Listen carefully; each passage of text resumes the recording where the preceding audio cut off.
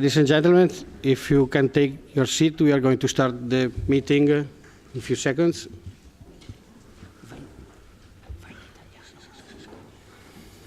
Okay.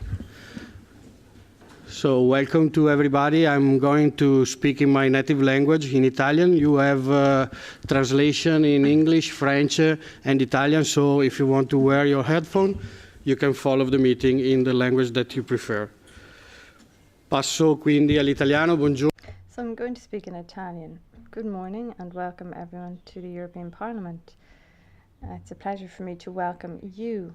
I want to welcome all of the speakers who are here today to participate in this day of reflection on the relationship between SMEs, innovation, and robotics and artificial intelligence. You on various occasions and for a long time have been reflecting on this issue, and I don't need to recall the complexity of what's at stake here and the urgency of going into more detail on this issue. There are various important issues here: industry, the social sphere, the economy, and ethics. These are all important. In legislative terms, this Parliament in February 2017 adopted a series of recommendations as regards civil rights on robotics. Today, I suggest that we reason together and exchange our experiences on instruments and policies that can help SMEs to, in a useful fashion, accept this new technology. How can we benefit from this technology? How can robotics and artificial intelligence make me more competitive in the market of tomorrow as an SME? In terms of policies, what will this lead to in the social sphere? How many laws will be necessary to legislate this innovation? Obviously, these questions are important. I think that all of us who are working in these two spheres ask these questions. I hope that we can get a multidisciplinary working group of experts that are willing to continue with the ideas and proposals that will come out of our debate today.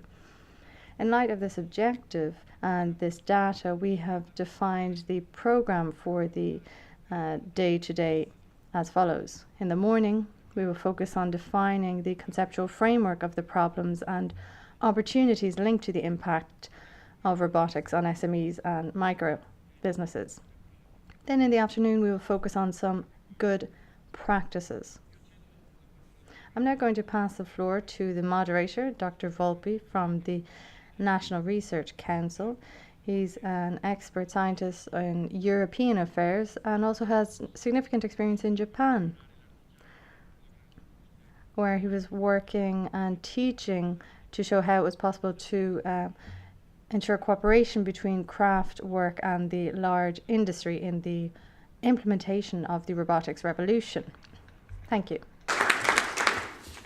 Grazie, onorevole Borrelli. Thank you, Mr. Borrelli. We don't have a lot of time. There are a lot of people who want to speak, and it's all going to be very interesting. We want to also have some time left over for the debate and for questions. So I'm immediately going to pass the floor to Roberto Viola, the Director of DG Connect from the European Commission. You have the floor. Thank you very much.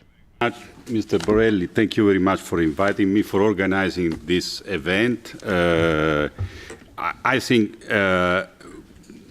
we need to discuss robotics and the impact in everyday life and the shaping of our society in the way you have organized. I mean, in a rational way, looking at concrete example, concrete ideas, and in a pragmatic way. I mean, the debate about robotics can take many directions. I mean, the direction of philosophical considerations, consideration about science fiction, the war of the robots against the humans, all very practical consideration and important consideration how robotics will shape our society and economy.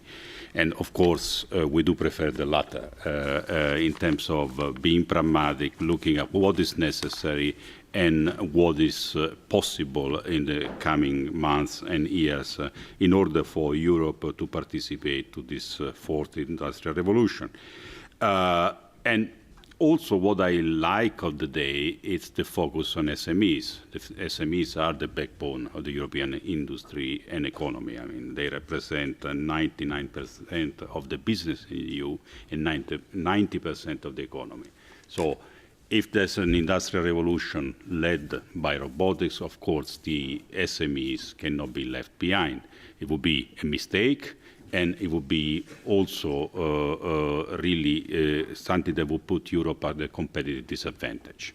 So how to match the scale and the complexity of transforming, I mean, our productive systems and the way we deliver services, and I mean, of course, the size of an SME that by nature, I mean, has some difficulties in investing capital and resources in this transformation is, of course, a challenge for entrepreneurs, but also for policymakers.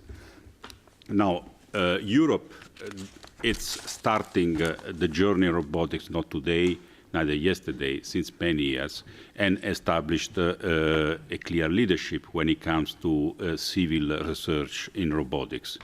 We have the largest research community in the world for civil robotics, and this is thanks to the continual investment at the level of the member states, but especially at the level of the European Commission with the framework programs. And we have established a private-public partnership in Horizon 2020, which is the largest of the world. So the starting point is a very positive one. But, I mean, there's no complacency. There's no time for complacency because, as you know, I mean, AI and robotics are top in the agenda in terms of research and development, in terms of strategy for US, for China. So the world is moving on, and Europe must continue at the same pace in investing in robotics and even more. Europe also managed to gain some space commercially when it comes to robotics, especially in industrial robotics. Struggles a bit more in artificial intelligence, although again our research community is first class. In terms of the transformation of our sector, especially looking, for instance, at the banking sector, service sector, using artificial intelligence, there we see that Europe struggles a bit more. So, of course, again, when talking robotics, maybe robotics, it's a word that encompasses many things. So the dimension could be, I mean, the virtual robots, so more artificial intelligence agents, and I mean, physical robots, industrial robots, all of the spectrum. We tend to keep things together in a way. I mean, the unit in DG Connect that deals with robotics, artificial intelligence and robotics. And I think there's value in keeping artificial intelligence and robotics very closely associated because, of course, there are many issues which are absolutely horizontal, although, of course, in a sort of matrix type arrangement, you can see that there are many vertical problems related, for instance, to introduction of robotics in health or introduction of robotics in banking, which are sectorial, but then issues such as algorithms, such as miniaturization, are issues that you can find, I mean, in a sort of horizontal way. So what we can do and what we can think when looking at the SME dimension of the problem. First of all, it's clear that this is a new dimension because traditional robotics has been restricted to large enterprises and, of course, associated a little bit about the automation of manufacturing. But, of course, the more you think about programmable and light machines, especially remotely programmable machines. I've seen, for instance, and we displayed these machines when the leaders, the European leaders, heads of state and government met in Tallinn to discuss the digital future of Europe. We displayed a 5G controlled robot, mini robot, was not that big, for manufacturing, and remotely controlled through 5G. So these are kind of devices which are within the reach of an SME in terms of size, in terms of future potential cost, in terms of control, because these are remotely monitored and controlled machines. So the more and more we see that, I mean, those products, not to speak, of course, about virtual AI agents, which would be, of course, accessible remotely as a service. So the concept, for instance, of artificial intelligence as a service is clearly a concept that also can serve SMEs. So this transformation of the traditional robotics into service robotics, artificial intelligence on demand, makes possible for SMEs to be part. And of course, when I refer to SMEs, I refer mostly to traditional SMEs, because innovative SMEs, startups and entrepreneurs in the field of robotics, of course, they are agents of the transformation. But the point is to get the million of other SMEs into this. And those SMEs, I mean, of course, have this kind of barrier. That's why, I mean, the first thing is about technology, about miniaturization, access, service. The other thing is mindset. The other thing is about the potentiality to have the right financial incentive to do that. So what the European Commission has done or can do. So as I said, the first step is this public-private partnership, SPARK, which is not only about large companies, it's not only about large research centers and universities, it's also about SMEs, which they do participate to our research effort. And our intention is to go more and more in this direction. Then we have published our strategy to digitize the European industry. When I say industry, I mean industry at large, including the service dimension. In this strategy, we are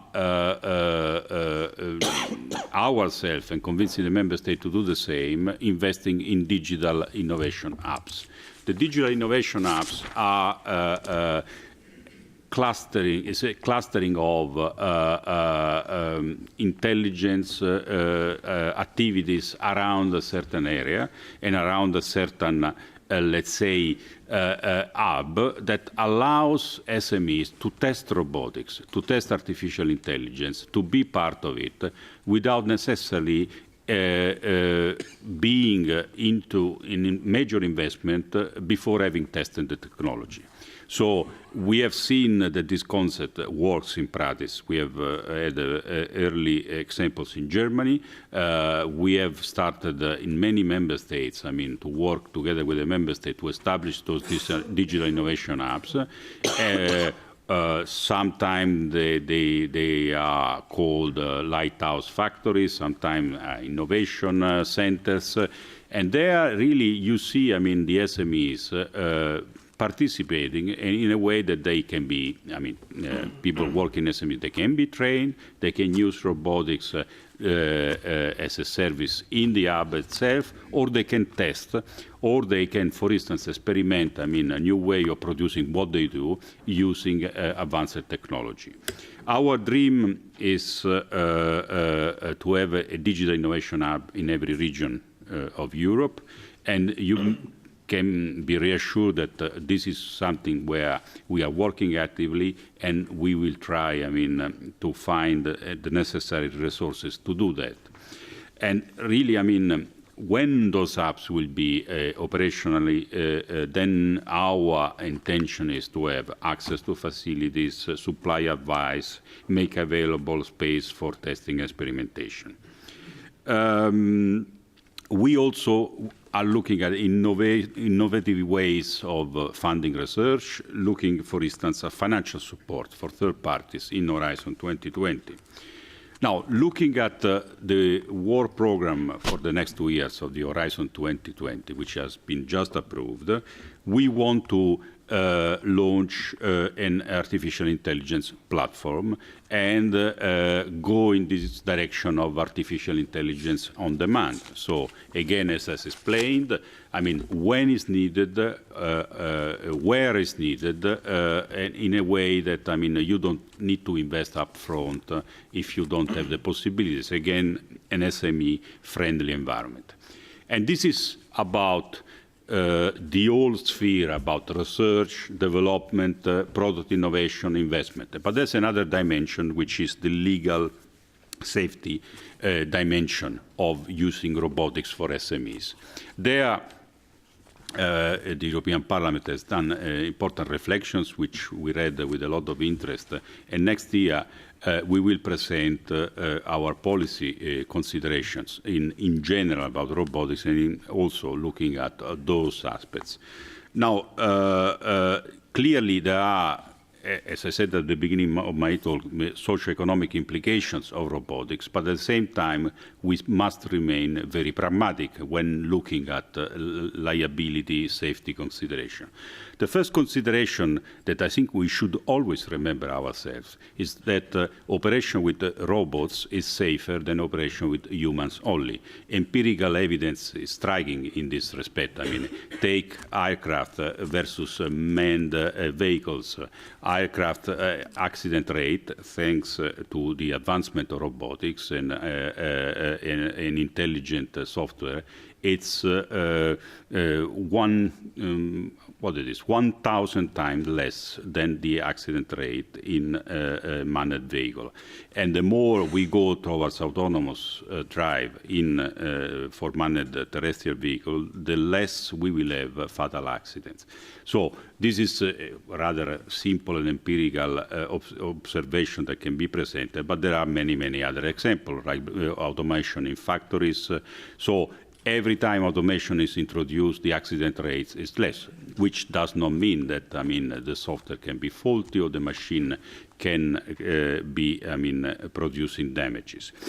Now, then the question is, do we need new legislation? And I think when looking at innovation and pronouncing the word legislation, one has always to take a deep breath and first look at what is available in terms of legislation in Europe. I'm referring, for instance, about the product safety legislation and the machine legislation, and ask ourselves, is it enough? So this will be, for us, the first step, I mean, to look at the existing legislation and decide whether this legislation is enough and needs to be adapted. And then the last point, which is not absolutely the last point, probably is the first one, is the discussion on skilling and upskilling the working population, especially looking at SMEs. Again, I mean, SMEs does not have a corporate university, does not have the possibility, I mean, to invest in massive transformation of the structure of the company. So skills are an important point because it becomes also a social responsibility or a political responsibility to have and to adapt the skills of SMEs. Now, again, I think we should start looking at the effects of robotics in the workforce in a very pragmatic and also empirical way.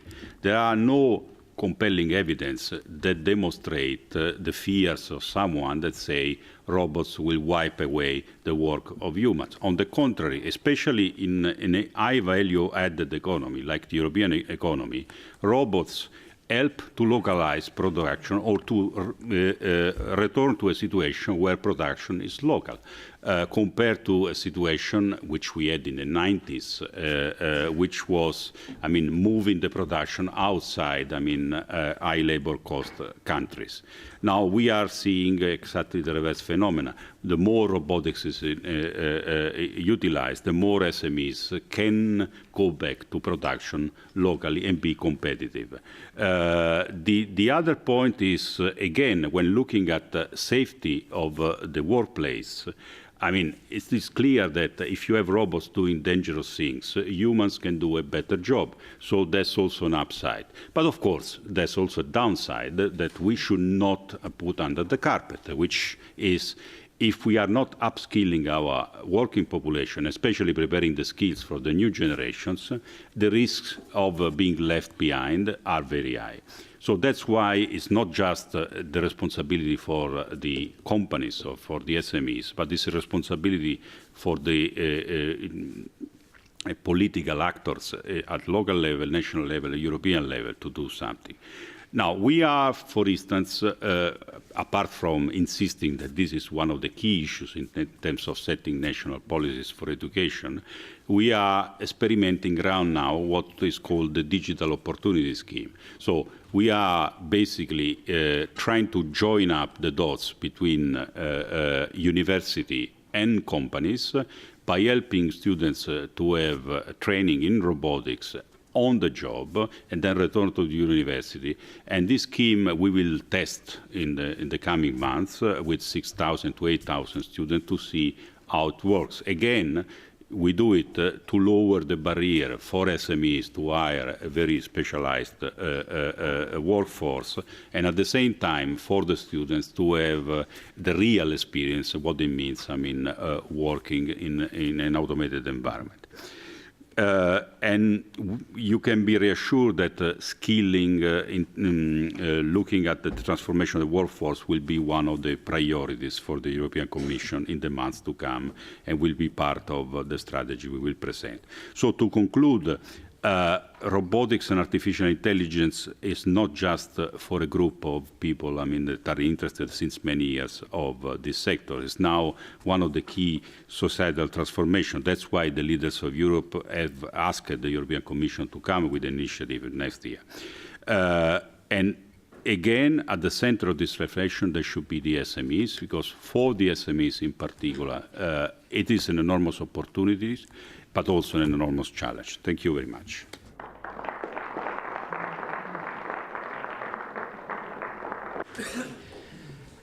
Grazie mille, dottor.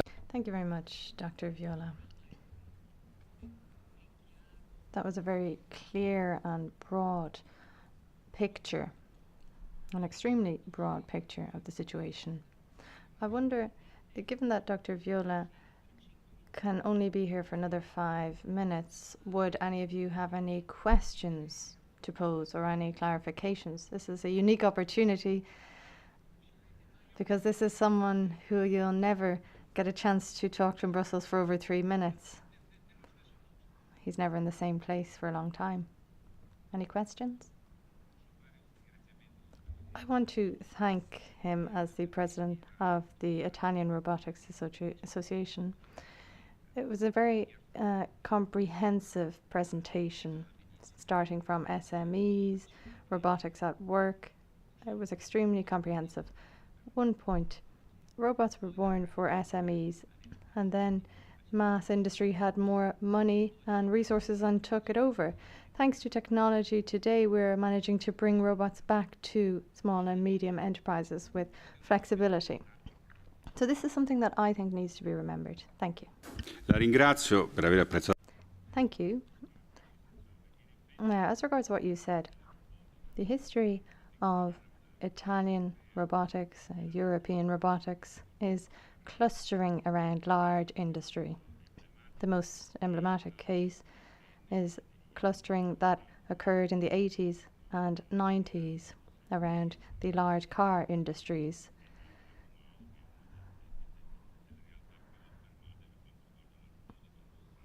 That's what led to one of the most important robotic sectors in the car industry. So there is a symbiosis between large industry and small industry. And this is the idea that we are guided by in innovation apps. We want to copy this clustering method. And we want to bring those SMEs that are far from this, for instance, fashion industry, clothing, etc. We want to bring them closer to the experience of robotics and artificial intelligence in a less hostile environment for SMEs. Altre domande? Any other questions? Se non ce ne sono, ne avrei. If there aren't, I have a question. You spoke of artificial intelligence platforms and the Digital Innovation Hub. Have you thought of a connection between those two systems? If you have already envisaged this, can you give us some points on that in that regard? Next year, we will present a structured initiative on artificial intelligence and robotics. What is already on the table is the approval of the work plan for the next 2 years, where we have this artificial intelligence on-demand platform, and we have also the digital innovation hubs. Now, this is, let me say, more or less a drop in the sea compared to the scale of the problem. And clearly the two things are related. Of course, looking at artificial intelligence platform, this is, can be imagined as a virtual also exercise, but at the same time can be combined with a real or physical location of these innovation hubs. Let me make an example. Another thing we are doing in these days, really in these days, is the launch of the new European initiative on high-performance computing. Of course, the high-performance computers, supercomputers, will be located somewhere and might be accessible centrally or more efficiently remotely through every desktop in every SME. So having supercomputing as a service together with the software as a service. And we do have concrete examples where SMEs, which are active in the area of solar generation, solar power generation, or other areas which require enormous computational power, can access those kind of services. So, in a nutshell, I think both elements are necessary and useful. A sort of virtual platform with robotics and artificial intelligence as a service in the SME, and at the same time bringing the SMEs, especially for the skills and advice function, together in the innovation hubs. Grazie. Ci sono due domande. Thank you. There are two questions from the board up here. Interesting presentation, and I agree with most of the things you said. I just had a very small comment, like legislation, being the lawyer in the panel, if not the only one in the room, legislation can be a tool to allow the possibility for small and medium enterprises to prosper in this new market. And but one thing that I fear is member states' initiatives. So the fact that some member states are taking the lead and at least attempting to take the lead on driverless cars regulation, as well as more general regulations, such as in what is happening in Estonia and so on. So is there something that should or could be done from the Commission about this? Well, thank you for this question that also brings us back to something that is, I guess, very important for the future work that you would like to do, Mr. Borrelli, which is the European value added of working together. Now, of course, you might imagine what is my answer, which is if member states will go with micromanaging this aspect of liability, robotics, it will be the European disaster. We are heading towards a total disaster. So we will have the United States, where, as you know, the Congress has just passed the Self-Driving Act, and now it's in the Senate, and probably by May next year, the US will have only one federal law about self-autonomous drive, and Europe, which could be faced with 27, 28, 29, or whatever legislation, even regional legislation about artificial intelligence, robotics, especially in the car sector. That would be a real disaster. So there are many areas in which you might wonder why we would need to work together in Europe. And you will be always hearing me saying Europe should not micromanage when locally things work well. But in this area, in the area of artificial intelligence and robotics, there's only one solution, to have European rules.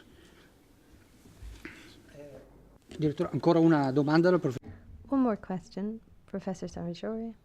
I was puzzled about something you said, because I think that is absolutely important to have a transfer of knowledge from, from the institution to the SMEs. And our experience now with my head as a professor in my university is a program, Practical Doctoral in Engineering for Robotics, for example, in which you exactly see that. So could you say a few words more about the plans the Commission has to enforce and strengthen these kind of approaches? Yeah, exactly. I mean, going and looking at those virtuous examples, I mean, which we don't have that many, unfortunately, in Europe. So to make sure that, I mean, we have an instrument that allows pupils to spend few months in an innovative enterprise and gain credits coming back to the university. So that's the idea of a digital opportunity. Yeah. Thank you. Una domanda da... One question from the audience. Please introduce yourself with your name, your affiliation. Antonio Guadagnino from Paradigma, from Padova. We're a technology innovation center, and we're very interested in all of the dynamics that concern the possibility of creating more robotics. Creating something that has developed in software that is an ROS system. And I'd like to know whether there's the same mentality about hardware also that could make things easier for small and medium-sized enterprises to create an environment where it would be easier to approach this issue, because obviously the dynamics that have developed in SMEs are not the same because budget resources and timeframes are very limited. So this is a message, basically, and a request of how we can manage to create a team that could develop this, develop the hardware to take a step further beyond what we can call digital craftsmanship in the field of robotics, and making a sort of, let's call it, a possible consortium that would work in the hardware area. Thank you. Effettivamente queste sono... In effect, these are the ideas behind the concepts of a platform in artificial intelligence or an innovation app or apps. So it's not that there should be only one solution or one type of solution. What I think is missing is a real systematic approach to how we can help SMEs to enter in the world of promoting artificial intelligence. And a systematic approach, in my opinion, essentially consists of 3 steps. The first step is an audit, basically a review of what the needs of this particular business are and how this type of business could benefit from new technology. The second step is planning. That is, developing investment plans, investment support for this transformation. And the third step, obviously, is developing skills within the company itself, which has to in some way own the process. It has to have some ownership of the process. This sort of planning, effectively, is missing, because the world of robotics, as it has developed until now in Europe, is a world that has a very high level of quality. Probably it's a worldwide center of excellence concerning research and innovation. But these are communities that somehow don't easily manage to get into contact and be heard by SMEs, because there's one fundamental aspect, like I think speakers will mention, and that's access to capital. Robotics is risk capital. You can't just walk into the bank and ask for a loan for this. You need equity to have robotics. And that's one of the things where Europe is really still caught napping. Let's say that it's an issue that needs to be dealt with in depth. Thank you. Così chiudiamo con... So we will close with the first round of questions in relevance to the first presentation. I would like to thank you, Director. I know that you're a very busy man, but I'd like to thank you for your presence here. My question might not be quite relevant to your presentation, but in view of this audience, that there are many people here who are involved in this sector and in robotics. we're being followed online, and maybe some people don't have very in-depth knowledge of the sector.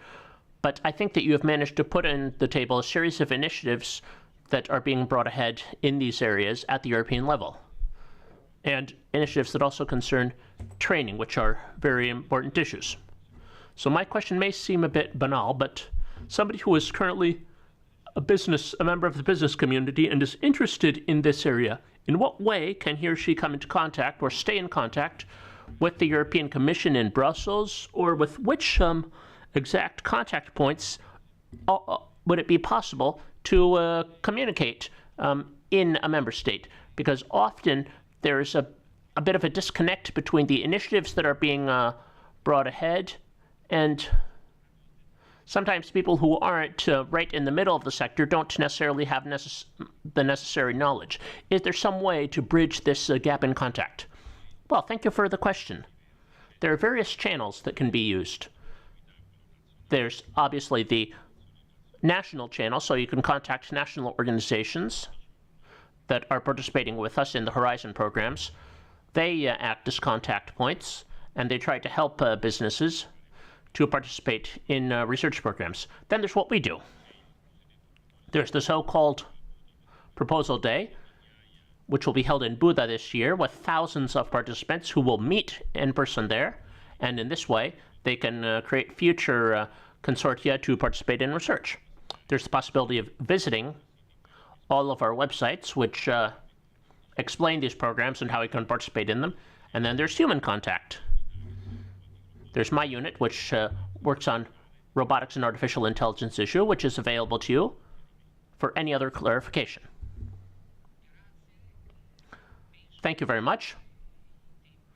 I think that our tight schedule won't allow us to go further, because also the Director General has a very full schedule, and we thank him for being here with us.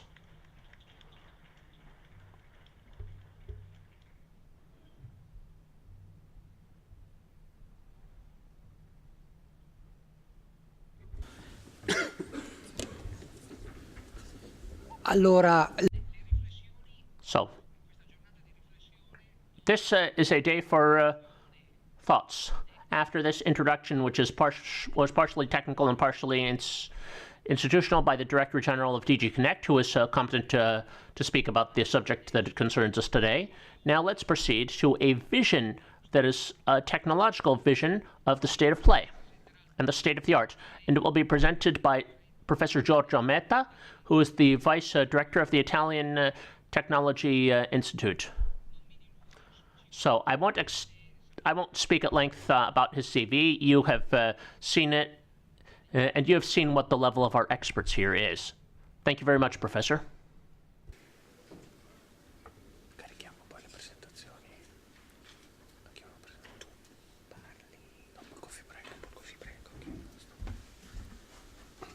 So let me start by saying thank you to Mr. Borrelli for the invitation. I think it's a super great opportunity to be here, and also to connect research to the world of SMEs and to companies.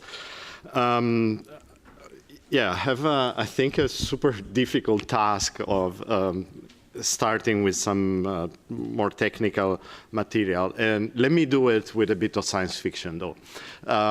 So this is a piece that I always use because it gives a vision, in a sense. It's a conversation by two people taken from Isaac Asimov's I, Robot. And there are two people that talk. One says, how old are you? The other one replies, 32. And the first one says, oh, then you don't remember a world without the robots. And I think it's interesting because many technologies that were introduced to our lives started a bit this way. I mean, at a certain point, there was a generation that never experienced a world without those technologies. And this may be happening for robotics. I'm not the only one to say that. I mean, in 2008, Bill Gates was writing on Scientific American about the possibility that robotics will become something available at a personal level. So a bit like computation, moved from the large computers into smaller units, and nowadays we have we can wear a computer. The same may be happening with robotics. And I mean, we have examples of this trend as well. Why this is happening in this particular moment? I think there's a good sign that AI, artificial intelligence, may be playing a big role there. These are just pictures, examples of applications that we experience in everyday life. I think it was a couple of months ago, I rented a car and had automatic sign recognition. And I thought of testing it to see whether it was working. And it was working beautifully well. I drove, I think, to Venice, and I drove back during the night, and it was still working. And I was so surprised that this stuff is working so nicely these days. So it's very important. And you also know of the investments in AI that is happening. I mean, the big companies from the States, the various Google, but also, at least in the States, a lot of startups.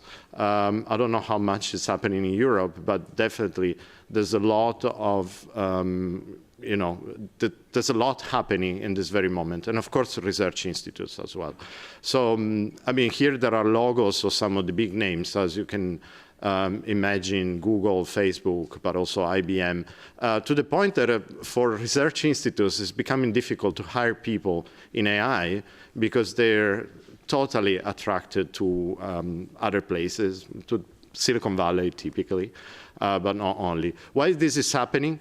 There are two important factors. One, unfortunately, is not because we invented something completely new in terms of a theory of AI, but because we reuse something that was studied many years ago with now a lot of data that is now available. So we have the storage capacity for this data, and also because of computational power, sheer computational power, determined by the ability to deploy large computers to train the algorithms for AI.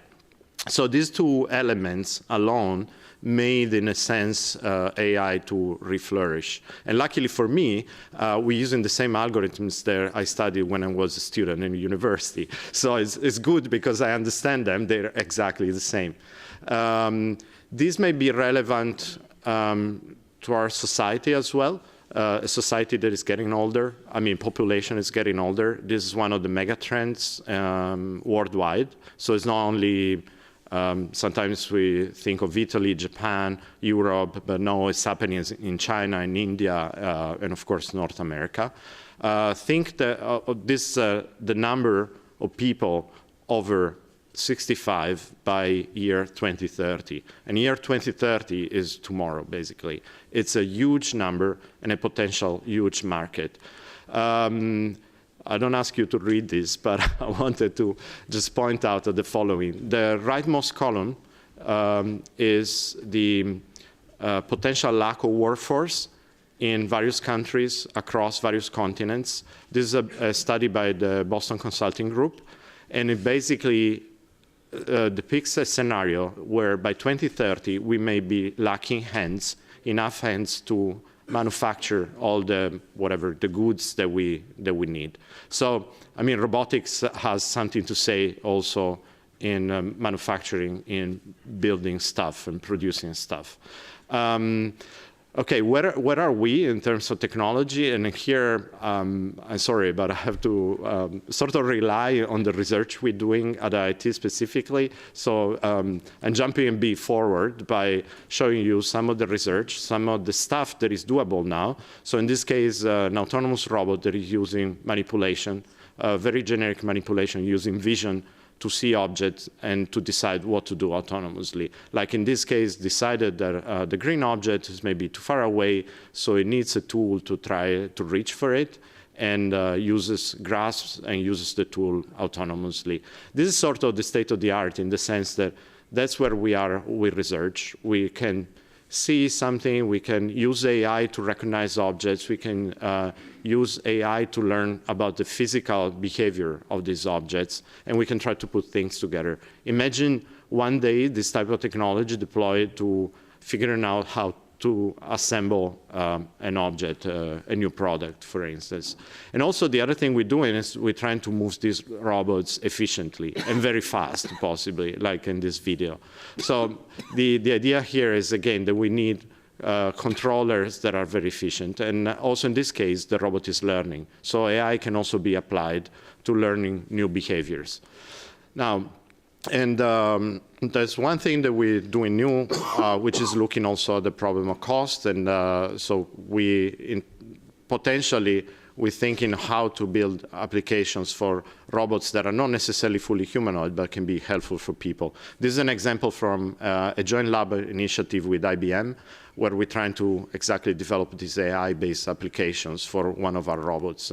And the result is something like this, which is, it's not very fast, but it's getting there, where a robot of that type that has been built specifically to be a service robot is looking around for an object on a request by a user and grasping the object and eventually delivering or bringing the object to the person.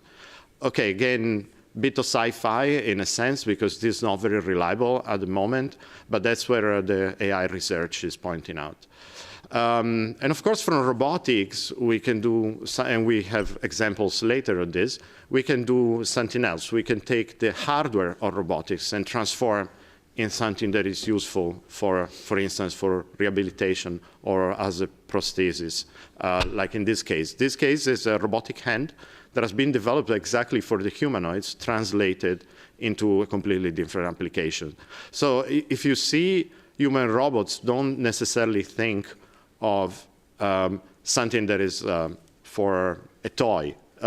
It's kind of a place where you can try new technologies, and the technologies, if you can put a bit of imagination into that, can turn into a practical application in a completely different field. Unfortunately, and this going back to the topic of SMEs, this research, this development requires a lot of people. This the group working on the humanoids at IIT, 100 people basically. So it's not necessarily within the reach of an SME or of a small one at least. The question is whether these technologies will only be available to big companies because they're too difficult or too complicated to develop, or whether we can do something actually to deploy the technologies to SMEs. The one thing that I like to, because I'm a researcher, that I like to sort of put on the plate, so to speak, is this idea of making AI efficient to the point that you don't necessarily need huge amount of data, where you don't necessarily need a server farm that costs billions. You can do that efficiently. This is a research line that we're developing because of robotics. The robots have to be efficient, so you need to do computation very fast in real time. And I call it here, a bit jokingly, democratizing artificial intelligence. So making artificial intelligence available to everybody. This can be done by, for instance, techniques that are called incremental machine learning, by something crazy that is called random linear algebra, whatever. The point is that there's possibly research to be done to figure out how to make AI efficient and to work in real time. Of course, there's also other solutions like the digital innovation hubs that have been mentioned already. I think there's another way to get expensive technologies closer to SMEs and to build ecosystems, basically, where these technologies can be deployed. And I like, in a sense, to conclude, I don't have an answer, of course, to what solutions will work best, but I'd like to ask you whether you will remember a world without robots maybe in 20, 30 years. Thank you.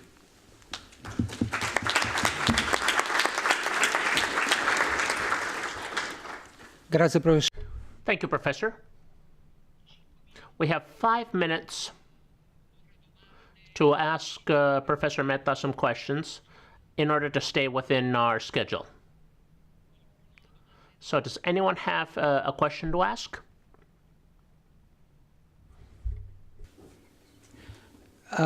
Intanto che... While you think about it, I have one.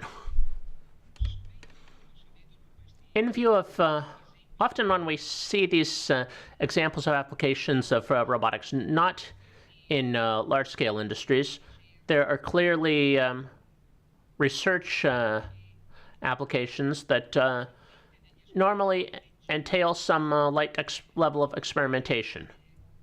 That is, usually you never see high power applications such as a robot that can help an elderly person get up by exercising some level of force. What are the not robotics exactly, but the external technologies that will be needed in order to have robotics, and possibly robotics in a form that would be useful for SMEs, achieve this step? Those type of applications, I think, related to safety of the technology itself. When you see machines for lifting people, they're typically nothing close to a robot. They're machines actuated by electric motors. They reuse the technology, but the shape is very different. And I think the reason is really a reason of safety. So if I had to build a robot that can exert enough force to help a person to get up, probably this same robot may become very dangerous, and I'm not quite sure we can guarantee safety in that case. In companies or in the factory, the story, I think, is slightly different, because there we have opportunities to control a bit better the interaction of the person with the robot. Although we're going very quickly towards robotics used in general environments where there's also physical interaction with people. In that case, there's unfortunately a limit for safety on the amount of force the robot can exert or the speed the robot can move. So it depends really on what you need to guarantee and what type of interaction you're having with the robot.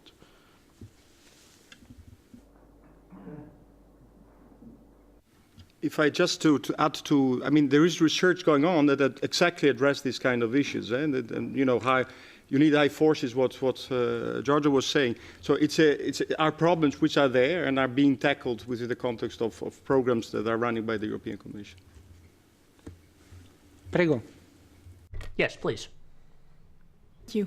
My name is Nathalie Smoura, and I'm a PhD researcher in Leuven, working with law and artificial intelligence. And since your presentation was about the state of the art of artificial intelligence and robotics, noticing that still today, these robotic applications are very specific. So the robots can grasp something or can do very specific things. And I was wondering if you could shed some light on how long it will take, if we will ever get there, to have robotics that are more generally intelligent and can do different tasks at the same time. Thank you. Yeah, not an easy feat, I will say. It's a very tough problem. I think the first applications will be with what I like to call narrow intelligence. Applications that can be complicated enough to be useful, but not necessarily where you can, without new software, reuse the same robot. In a sense, it will be a bit of what I like to think, at least, is an initial market where you have an ecosystem of apps, a bit like on the smartphones, where you have to download your new software every time you have to ask the robot to do a new task. But I mean, these tasks can be complicated enough. You can have the app for fetch an object for me, another app to cook spaghetti, another one for water my plants, whatever. The point is that we're not in the position with the technology we have to make a single app that does all these three things simultaneously. I mean, simply the problems we have to solve with AI in these different domains may require different training sets, different whatever pieces of software that cannot necessarily be run simultaneously and without previous training. So maybe I have to tell the robot where are my plants if the robot has to water them, or I have to tell where to find ingredients if the robot has to cook something for me. So all these elements have to be, or we have to train the robot differently, which means that effectively I need to have different apps. The human level general intelligence, I see it to be further in the future. Yeah, please, Professor. Yeah, thank you very much, Giorgio.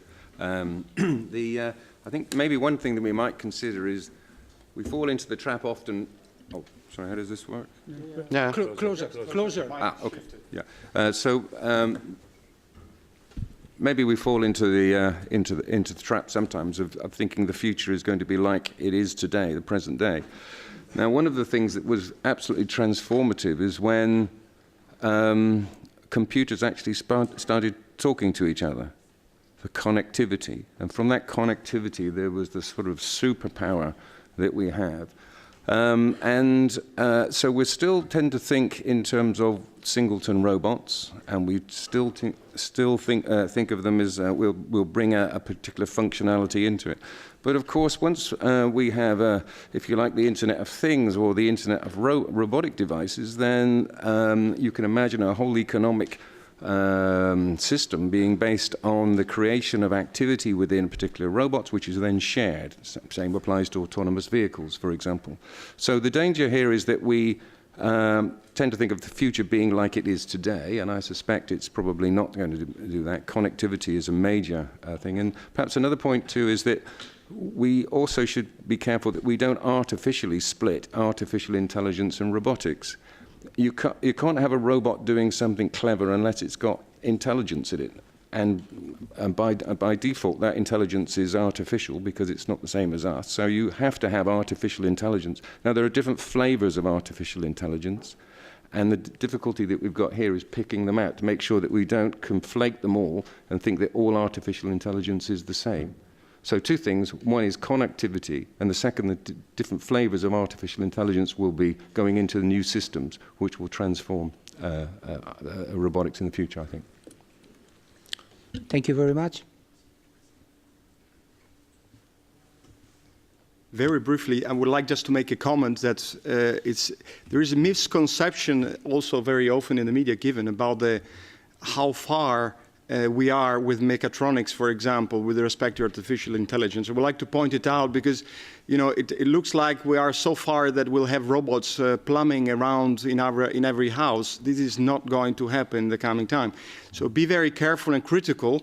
There is a lot of work to be done, and it's a fantastic field, but it's not like that tomorrow there will be robots going and doing this kind of applications. AI is great. There is a very famous citation from Stanford in the 80s, which is still true.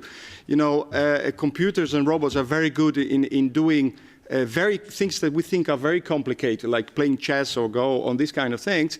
But it's much more complicated for a robot to basically do what a baby would do, going around and taking things. So I would like just to make that comment. Thank you. Please.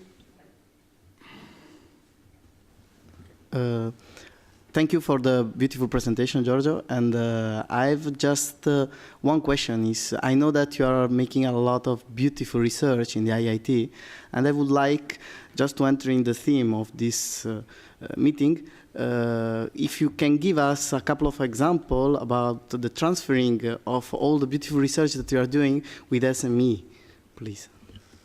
Well, I can cite one because the CEO of the company that we recently started is here. Simone is sitting next to you. And he has a presentation in the afternoon, so I don't want to spoil his presentation. But I can tell you that it's a robotics company. So it's a first example of transfer of research into something new that didn't exist before. And it started exactly from research, from a PhD thesis, and then now it's a product. So I think, but I'll let Simone to speak later. Yes, please, if you can give us hints more, because maybe some of the people here will not be here in the afternoon. So just a resume. A short story. A few years ago, at IIT, we were researching on mechatronics, on different type of solutions for building robotics joints. One of the solutions was applied to build a new machine for robotic-based rehabilitation. And apparently Simone and a bunch of other people, start-uppers, got excited enough to go and look for funding this idea of turning the, let's say, the device into a proper industrialized machine.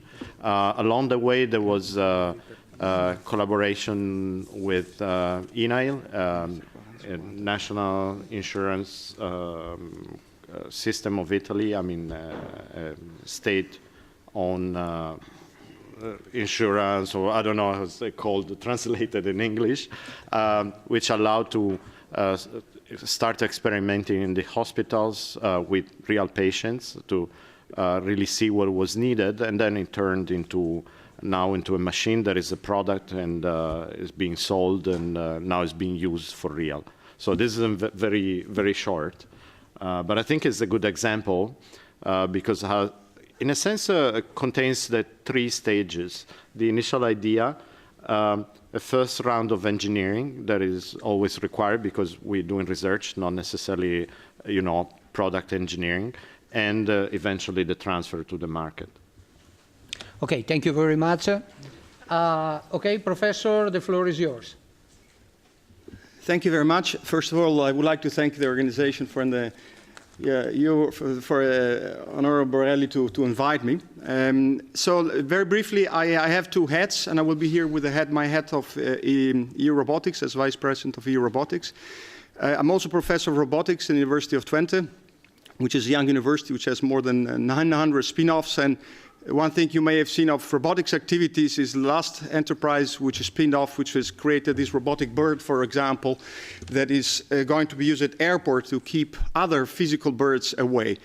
But I will be here presenting you the international perspective and the leadership that Europe actually has in robotics. So EU Robotics ASBL is an association which represents, as I will describe in more detail later, the private side of the biggest civil robotic program in the world that was cited before by Dr. Viola, is a very large organization which unifies universities and industry. And I think that is very special. And I will also go through very briefly through the history of how this has actually come to be. It has more than 250 members. And we are organized with topic groups that I will discuss in more detail later, which are trying basically to support development in certain fields. And these topic groups are joined by both university and industry, so that you have really a transversal kind of transfer from academia and research to industry. The organization, we have president, which is Dr. Lippert, is the Chief Innovation Officer of KUKA, and Secretary General, who is our direct point of contact of the organization. I have the pleasure and honor to be the Vice President for Research, and then Rainer Bishop as the Vice President for Industry, which is in normal life, let's say, is the head of the research within KUKA. And Andrew Graham is our treasurer. The organization organizes, there are 12 members elected by industry, 12 members elected by research, and these members then elect vice presidents. And the executive team, which meets once a week via teleconference, is composed by 3 of the members of each side. And they are re-elected every three years. We have a running office in Brussels, which is headed by the Secretary General, which is Reinhard Lavrens, as indicated on this slide. Robotics impacts will be everywhere. I mean, we are here to basically, I'm preaching to people. If you are here, is because you are interested in robotics. I think that the big differences that happened is that robotics, of course, was started as pointed out as an industry actually for SME, then to big industry. It's coming back, but robotics is now exploding because it makes possible to reach many different markets. As I said, the example of the bird is something completely was absolutely not thought years ago that would be successful, for example. And will have economic impact in all sectors. And of course, robotics are physical. There is sometimes, and you can debate what is a robot, and I don't want to go in that discussion. But sometimes all this discussion that happens in the media about jobs and these issues, we should be very careful what is actually a robot. I mean, if you take AI broadly without hands and possibility to do work on the environment, I would not call that a robot. That's, you know, a software which is useful in a context of robotics, but that's not a robot. The world market is really rapidly expanding, and Europe must maintain the market that it has. We are still leader, and we have been leader in the past. The driving cars have been mentioned before. I would like to point out that, you know, one of the heads people developing the cars for Google for Sebastian Thrun, which is German, and now we moved there. And there are a lot of other people like, you know, the leaders in this kind of technology are European. So we have, unfortunately, it happens too often that we create things and other people go out with it, but that's another different discussion. And it is deployable in a much bigger range. So health has been touched before, and you already have a clear picture. And also there have been 4 issues identified together with the European Commission, within the context of Spark, I will come later, of what are the important markets, identify the important markets. The growth in the robotics is in double digits. That's still the industrial market is growing, but as I said before, what is even more important is actually how the what is called the service robotic is growing. And we have no time, but there are numbers which are presented by the International Federation of Robotics that actually can describe this very clearly. And not for nothing, you know, there is such an interest in robotics, because the market is really keep on growing exponentially. In Europe, we are very strong in service and industrial robotics, and we have about, the market is here indicated as kind of 9 billion in 2017, and one of the targets which we defined with the Commission would be basically to try to target in 2020 to have a 20% GDP in a robotic market and related to that. What you see then here in this picture are just flags of the main points, not also for subsidiaries, of industrial robotics and of service robotics. And just by looking at the size of the points, you see how big the service robotic market is. And it is actually where a lot of opportunities for new spin-offs and SMEs going actually to take place. We have been working together with the Commission for many years to try to see where are the strengths of robotics in Europe. What can we do? What we see here, so on the top, you see basically the end user market where we can apply it, manufacturing, of course. But healthcare is identified as one of the major applications. Agriculture, obviously, is another big one. And also inspection and maintenance, civil, here is that what you see in vertically are basically the application fields. But of course the development and a transfer of innovation to robotics can go in very different ways.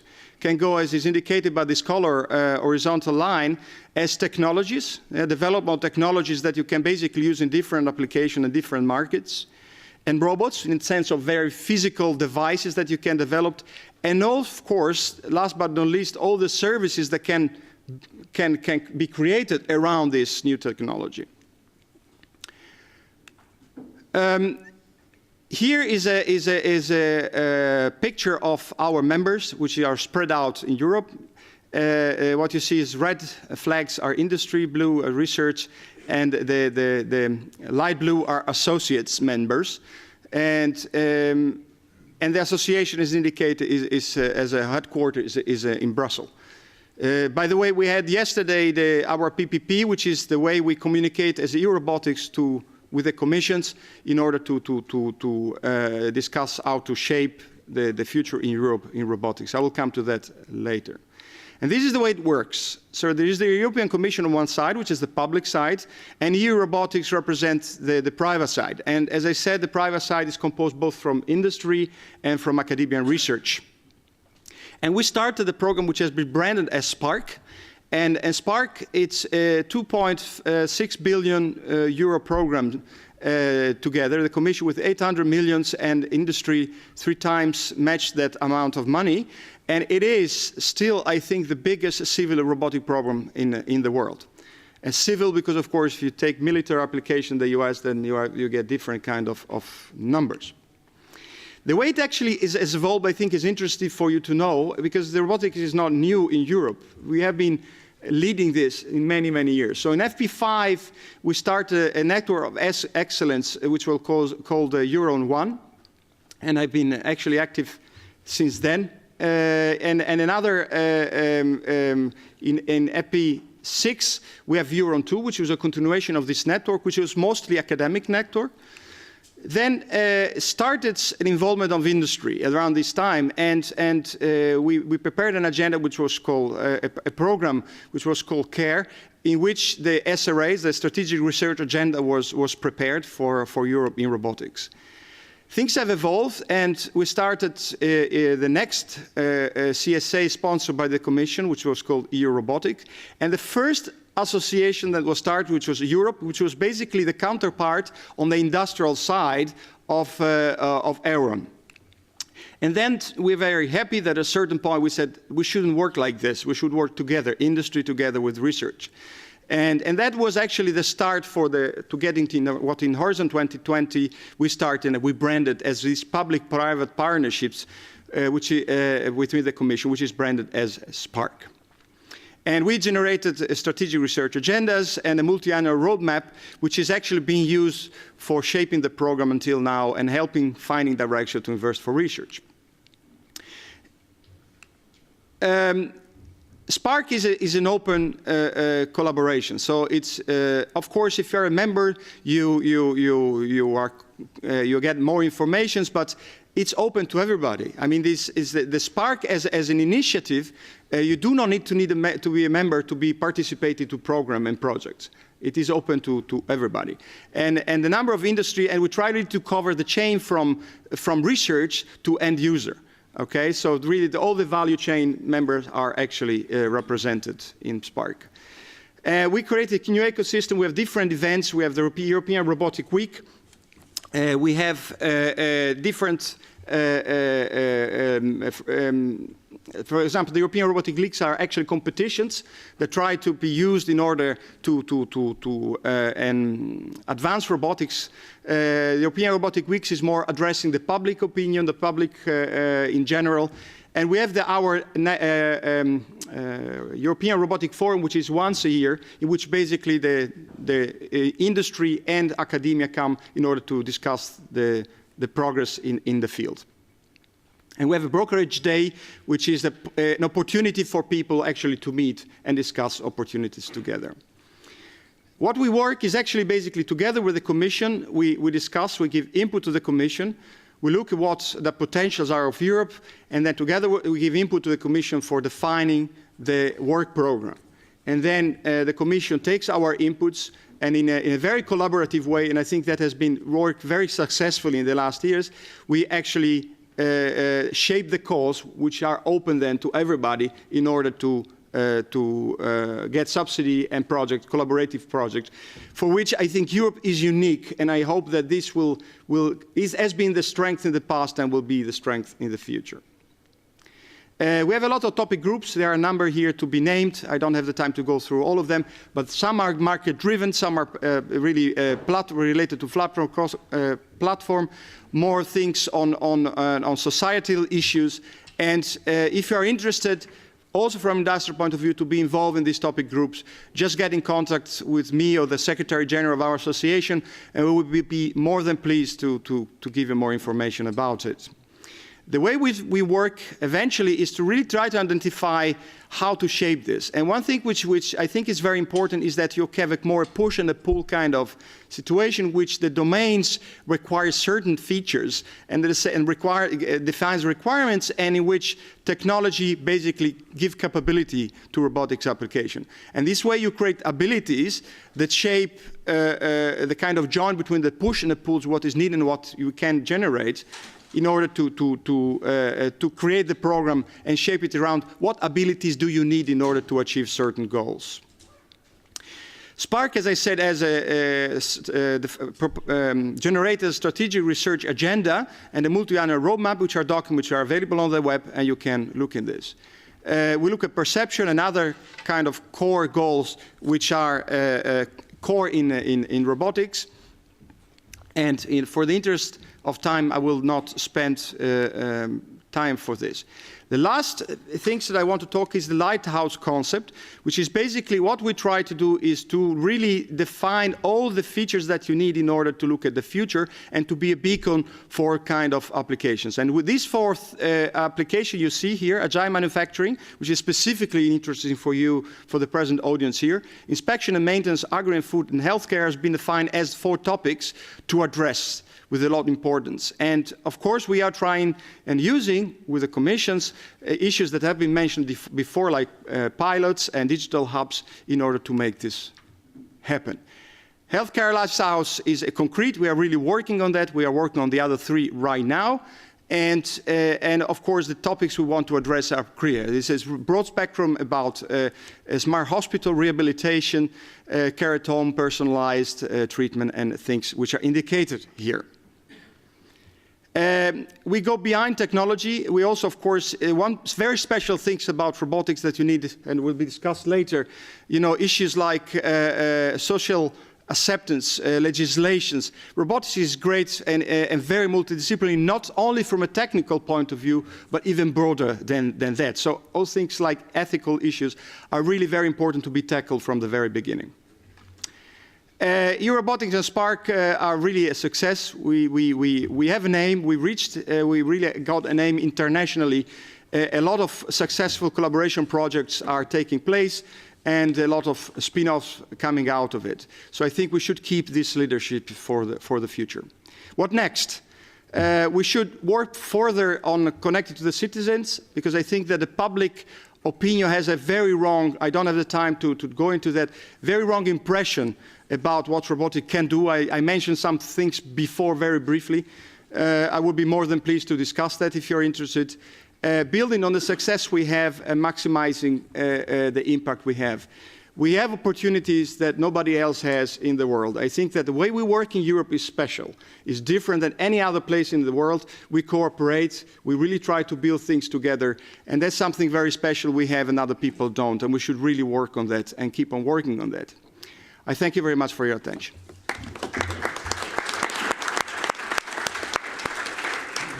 Thank you very much. I have to thank you, all of you also, because you are respecting the time in a very, very precise way.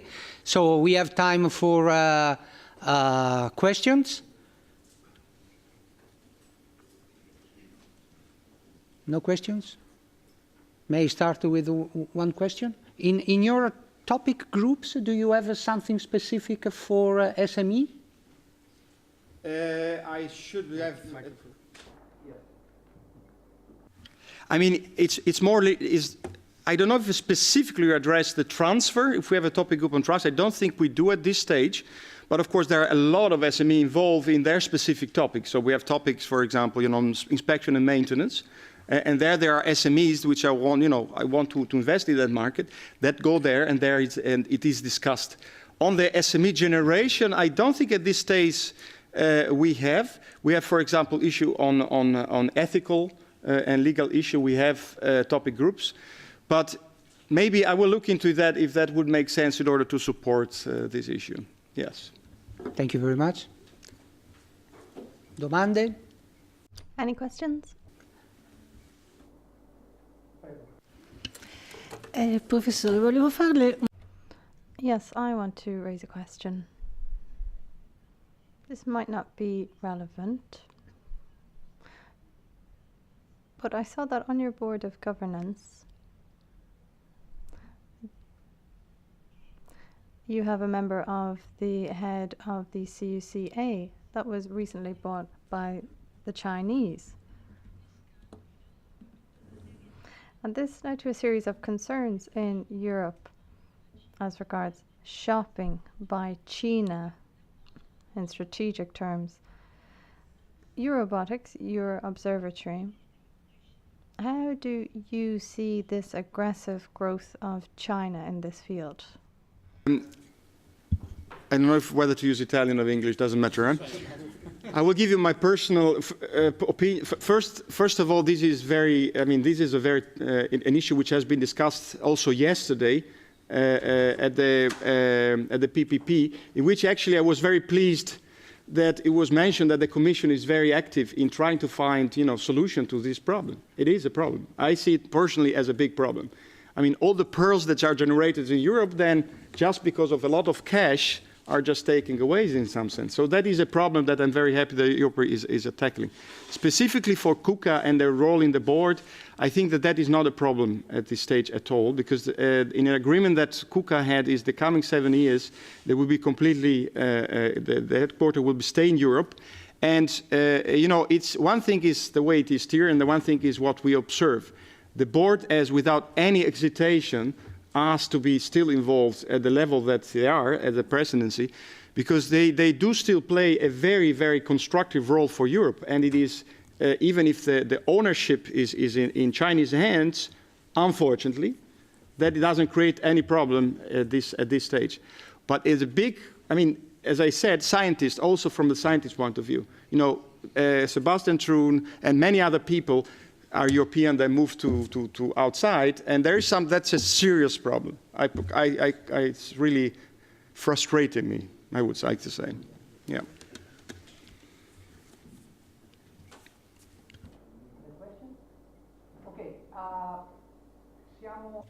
Siamo perfettamente. Okay, we're within the time frame. We can stop for the coffee break now. So we have a coffee break and you can serve yourselves. In the meantime, you can engage in some networking if you wish, and we will be starting again at 11:20 sharp.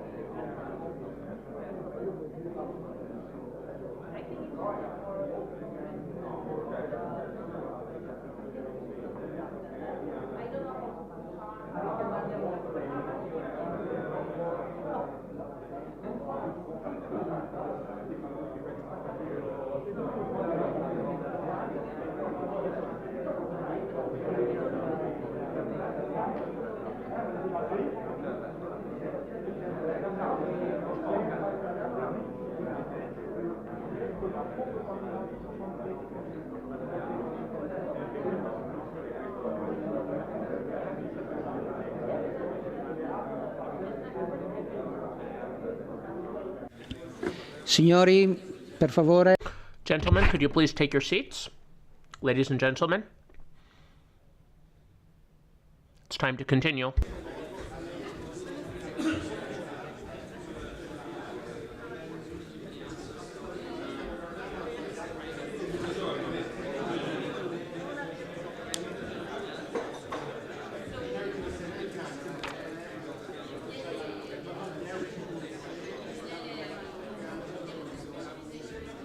Intanto che il dottor Vicentini.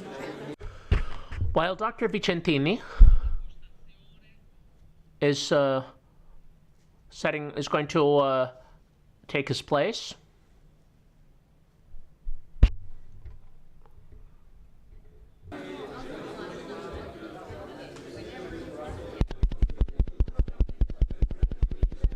Hai provato? Funziona?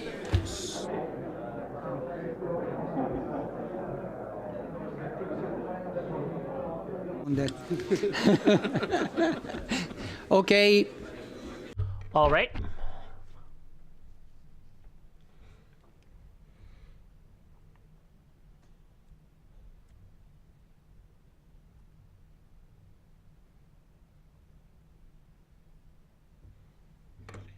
Perfect. Thank you, everyone, for having taken your seats. Now let's continue our work. Now I give the floor to Dr. Federico Vicentini, a colleague from CNR, the National Research Center, and his research focuses on robotics and SMEs. Dr. Vicentini, you have the floor.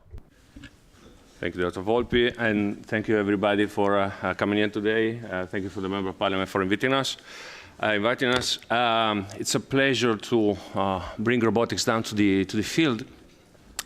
And it's a very super hard task to speak after Giorgio and Stefano with their wide open perspectives in what is going on at European and international level in the state of the art. What I try to do is to talk a little bit more on the SME level, on the shop floor level about robotics. And before starting talking, I present a little bit the Institute so to understand why and what we are doing and our point of observation. We are part of the National Research Council of Italy, is the biggest public institution of research. Our institute is focusing on manufacturing and factories. And we are part of a large network of other research and technology institutions and as well as associations at local level, regional and national level. So, for example, we are leading the local smart factory initiative. That is why we have a broad contact and a broad range of companies and businesses that we are in touch with for tech transfer or for, a number of shared activities. About myself, I'm a researcher there, and one of my primary interests is about robot safety and human-robot interaction as part of ISO and national standardization body. Safety is very much one of my primary issues, and I will very quickly touch safety issues later on, leaving the floor for questions maybe later. What I'm going to say today is trying to give a little bit of context and then to raise some issues and needs. But before starting, I have a couple of disclaimers. I will jump down to manufacturing and industrial robotics. Unlike my predecessors, I will try to narrow the perspective into the factory shop floor and to give a snapshot of the present-day situation that comes from a number of polls and interviews and talks that I had during the past weeks preparing for today with our contacts, associations, and small and medium businesses, who all agreed on a couple of very big things that I'm spoiling myself, being skills, learning, and teaching, about competencies down the field. And I'll try to give this snapshot about the evolution of the SMEs in robotics in the manufacturing domain. Of course, it will be a simplification. That is why, looking at the agenda today, there will be use cases and also small enterprises giving their example, just to give more detailed samples about what happens out there. But let's imagine to have what we have learned in the previous talks to gear down to the shop floor. So the context. We might think that the small and medium enterprises landscape in robotics is something like that, with a very limited number of forerunners and best-in-class with access to international projects, training programs, high-end training programs, tech transfer facilities, or the leaders in their very niche. And we might fear that the crisis in the past years left a landscape a little poorer than what used to be before, and that limited number of small businesses or medium-sized businesses are something like that, trying to grow in an almost desert landscape. True is that it's not so bad. In industrial robotics is almost like this. I'm not claiming that this is super fancy forest, but numbers are telling us that last year and during the past years, it was not so bad. Of course, there are critical issues, but the point is that we have, at least these numbers are taken from the most recent statistics from the IFR related to Italy. My talk is a little bit biased towards our local country. And we had a very robust increase in the general industry, number of robots per year, that is balancing basically the downsize of the automotive industry. That means that a number of new businesses entered the playground. And most importantly, general industry is the, we might claim that is where many or a larger rate of small and medium enterprises are active with respect to larger businesses. So this is good news for the size of robotic end users.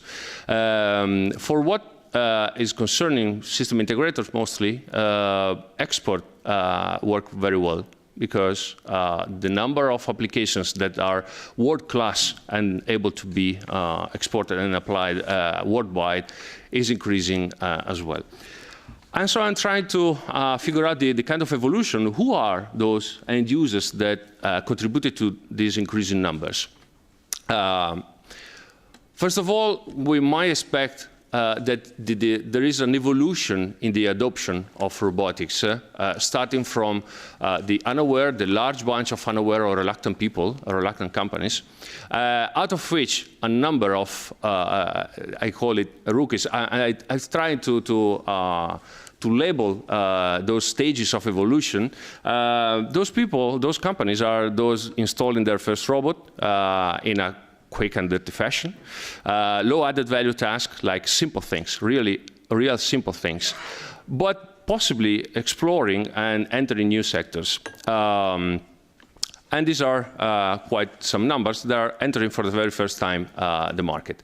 And then they naturally evolve into something more experienced, more skillful, and they grow up with making up a larger number of robots, improve the process, because usually end users know very much their process, and are able to increase the added value of robotic solution.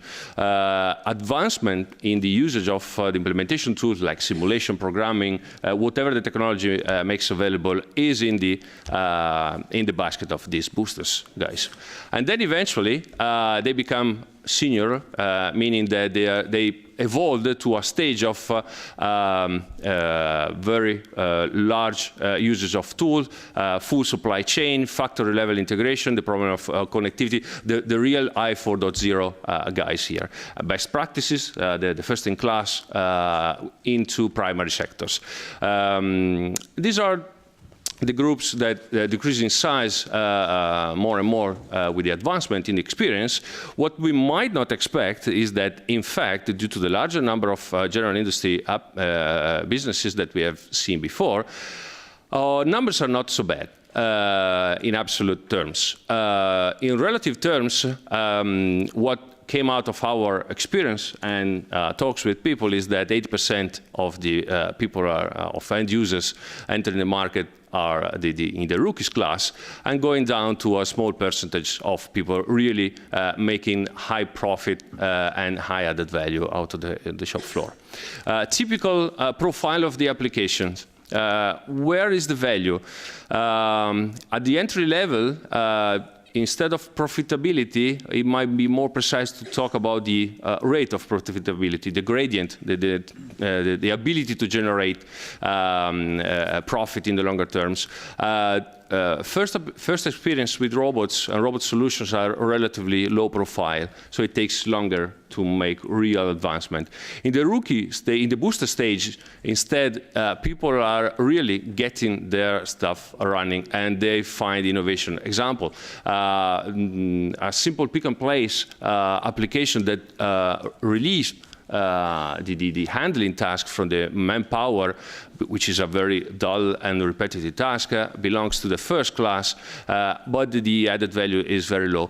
Instead, if we look at in some more advanced application, for example, where the tools are more advanced, sensing the end effector might help. I have in mind an example of testing at the end of the line, of the production line, where the human and the robot might cooperate together with the robot doing the repetitive task, heating sensitive parts of the machines, and so forth. That means being able to test all the products at the end of the line and not sampling. That means increase the rate of quality, decrease the rate of errors. So it makes real money. It makes real difference down to the shop floor. So the more advanced is the application, the better it is for the quality, the overall quality. And at the end, at the senior level, the usage of tool, the skill set is well established, so that the profitability comes from the size of the business and the ability to integrate more and more at the factory level. With regard to safety, it was mentioned before as a very important issue. This happens also along, this is what happened along the evolution of small businesses. At the entry level, there is very, very low,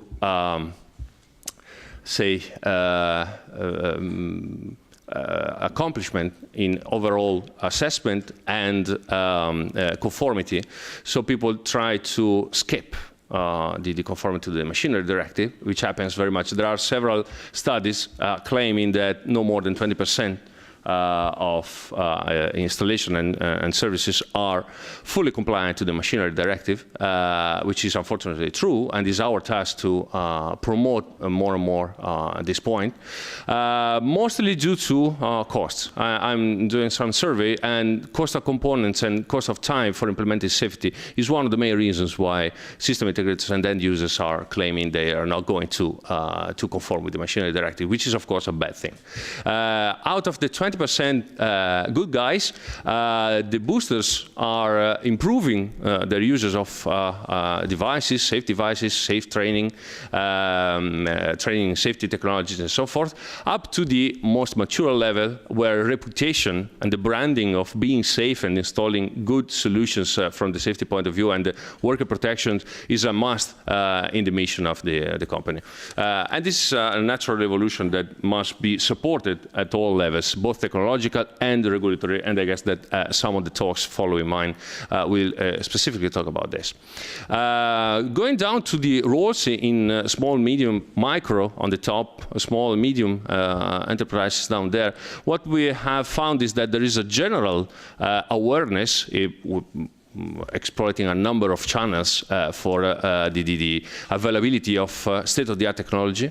So the robot and the robotic solution are perceived to be more or less a commodity. So they are out there, people are exposed to the potential solutions, they know what they might do. Users, workers, the operators are keen to use robotics as well, as long as the robotic solutions in the manufacturer are easy of being used, interfaces are clean, interactions is simple and intuitive, and they can access learning programs.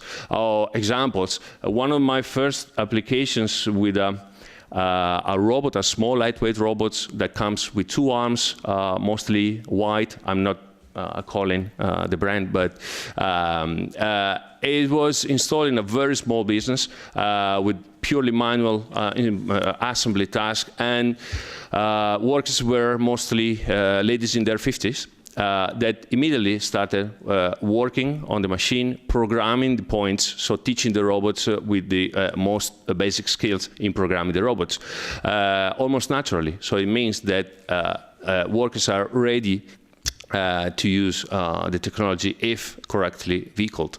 The intermediate level, at the micro scale, possibly the engineering roles are possibly missing due to the size of the company, but in general, this middle level is responsible for implementing the process, to using the tool, programming, interacting, integrating, and bringing in innovation, and to keeping out the momentum for innovation. So this is possibly the real target for any improvement that we might think about in small businesses, and is where the robot skills need to be upgraded very much.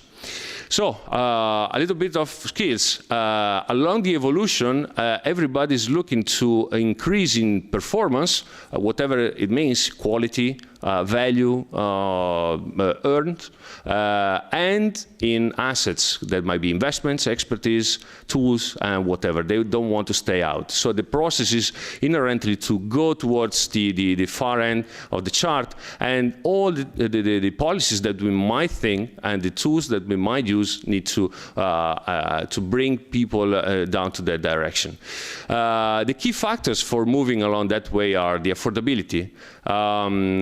today, robots and robot solutions in manufacturing are affordable. Let's say that reduced cost of ownership is almost the truth, at least at national level, with the fiscal benefits that we had last year and is going to last also next year.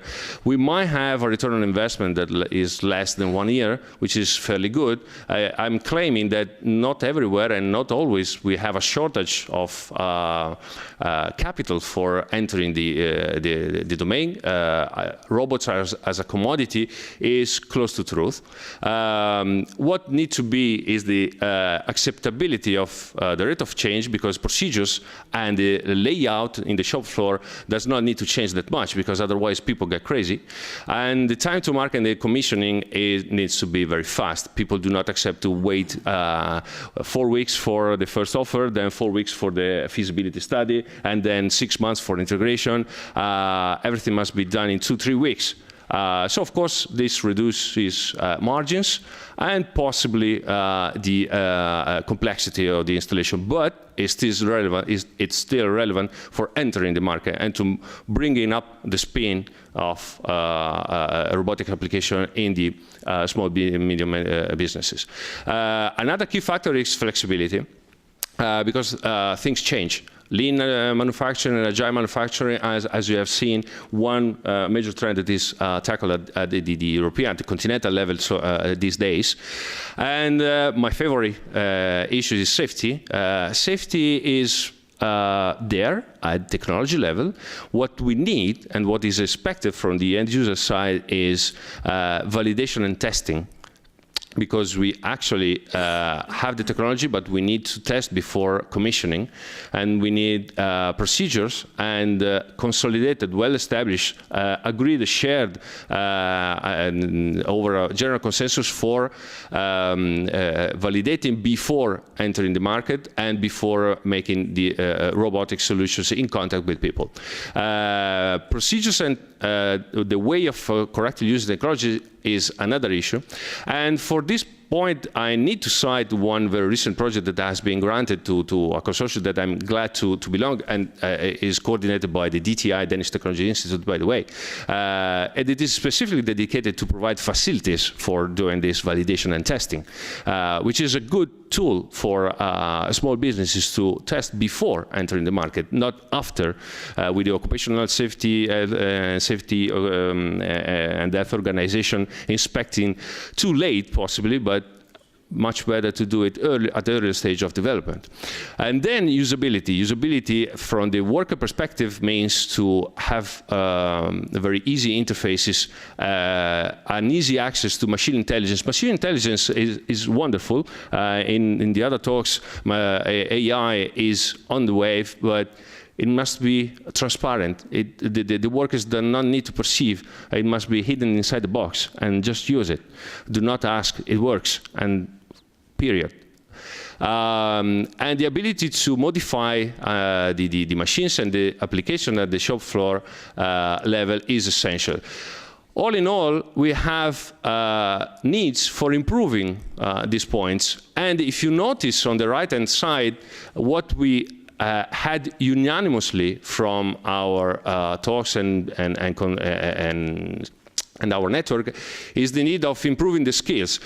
In the last weeks and the last months, I've been in a number of forums and workshops, and the topic and the issue of skills and education, vocational education, have always been at the topmost importance. Concentrating on the higher education, engineering graduates, but we do not forget workers in their middle ages, above 45 down to the almost 60. We need continuous training on the shop floor, because these are those people that are more exposed to the rate of change in the use of technology. So not only the youngest, but also in the later stages of an operator career. And these are the needs, unanimously. It must be training on skills at all levels in the factory and businesses. Just for concluding, hardcore technologies, I would say, is a commodity. The process technology is very well established. End users know their processes. State-of-the-art robot abilities are almost there. So my claim is that a great piece of technology is accessible from what is concerning technology. But we have, this is only part of the story, because we have situated technologies that is at factory level, dealing with organization of the processes, sustainability, lean and agile strategies, optimization of the flows of materials, the uses of robots, the organization of work, the usage of big data for connecting, which is far way to be accomplished at small business, small medium business size level.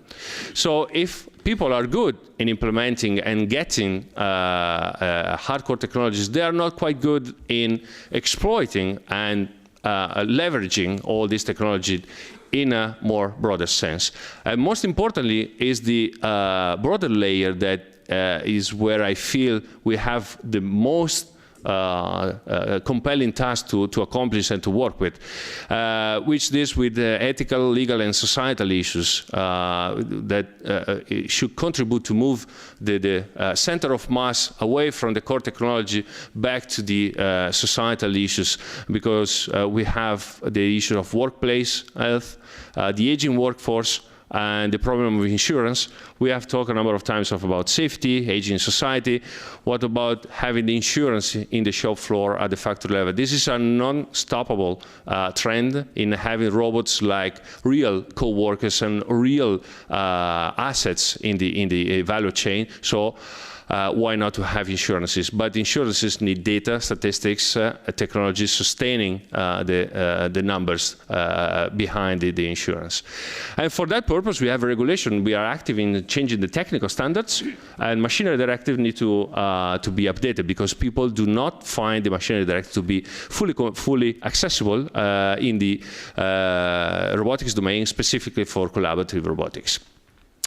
With that said, we need to, I feel that as a working group or to be established a group of interest, we should rather concentrate on the outer layer, so for grounding and to keep it on the evolution of the small businesses on a more solid ground toward future improvement.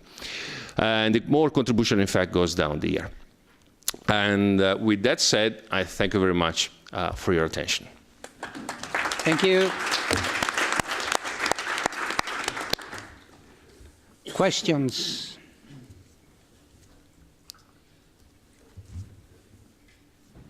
No questions?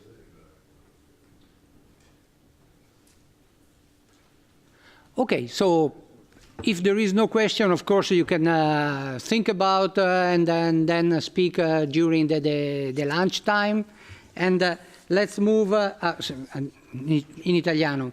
Passiamo al Let's proceed to Professor Andrea Bertolini, who is a researcher at the Sant'Anna University in Pisa, Italy, and he will deal with legal issues. As you can see, we're trying to cover a rather broad range of everything connected with the issue of SMEs and robotics, and this is the part that in my view, since I'm a researcher, that is the most interesting. Thank you very much. Thank you for this opportunity and for this generous introduction. So, what I'll be talking to you about today is, first of all, why we need to regulate robotics with a European approach. I will then address very briefly some inadequacies that can be already today observed within the European legal system, because as it was said in the very first speech by Roberto Viola, we need to assess what we already have, not to do something which is useless or even worse, harmful. And then I will come up with a tentative solution to the issue that I identify as the most delicate ones, which is liability. I will talk about robot testing and smart insurance, and finally of the importance of standardization at the European level, and eventually the possibility of establishing a European robotics agency. So, why do we need regulation? Regulation is not hampering innovation at all. well, good regulation is not hampering innovation. Good regulation is a great opportunity, in particular for small businesses. Why so? Because a large corporation can even handle a very complex legal system. They can afford to spend substantive amounts of money in paying a lot of lawyers' fees. And eventually, a complex legal system could also be perceived as a barrier to the entrance to the market, and therefore favoring already existing players over newcomers. So a transparent regulatory environment is key, in particular for small businesses and for the emergence of new businesses and new technologies. Why do we need to be a European legal system? First of all, because it needs to be inspired by European values that are extremely important, in particular values of quality of products and consumer protection. But I could enumerate many more, in particular privacy and the respect for human dignity. Of course, laws shape technology. Therefore, European laws will give a shape to technologies, making them look more European. If we only purchase technologies that are developed within other legal systems, those technologies will be deeply rooted in those legal systems and those sets of values, and might even be different from European ones. And one example could be China.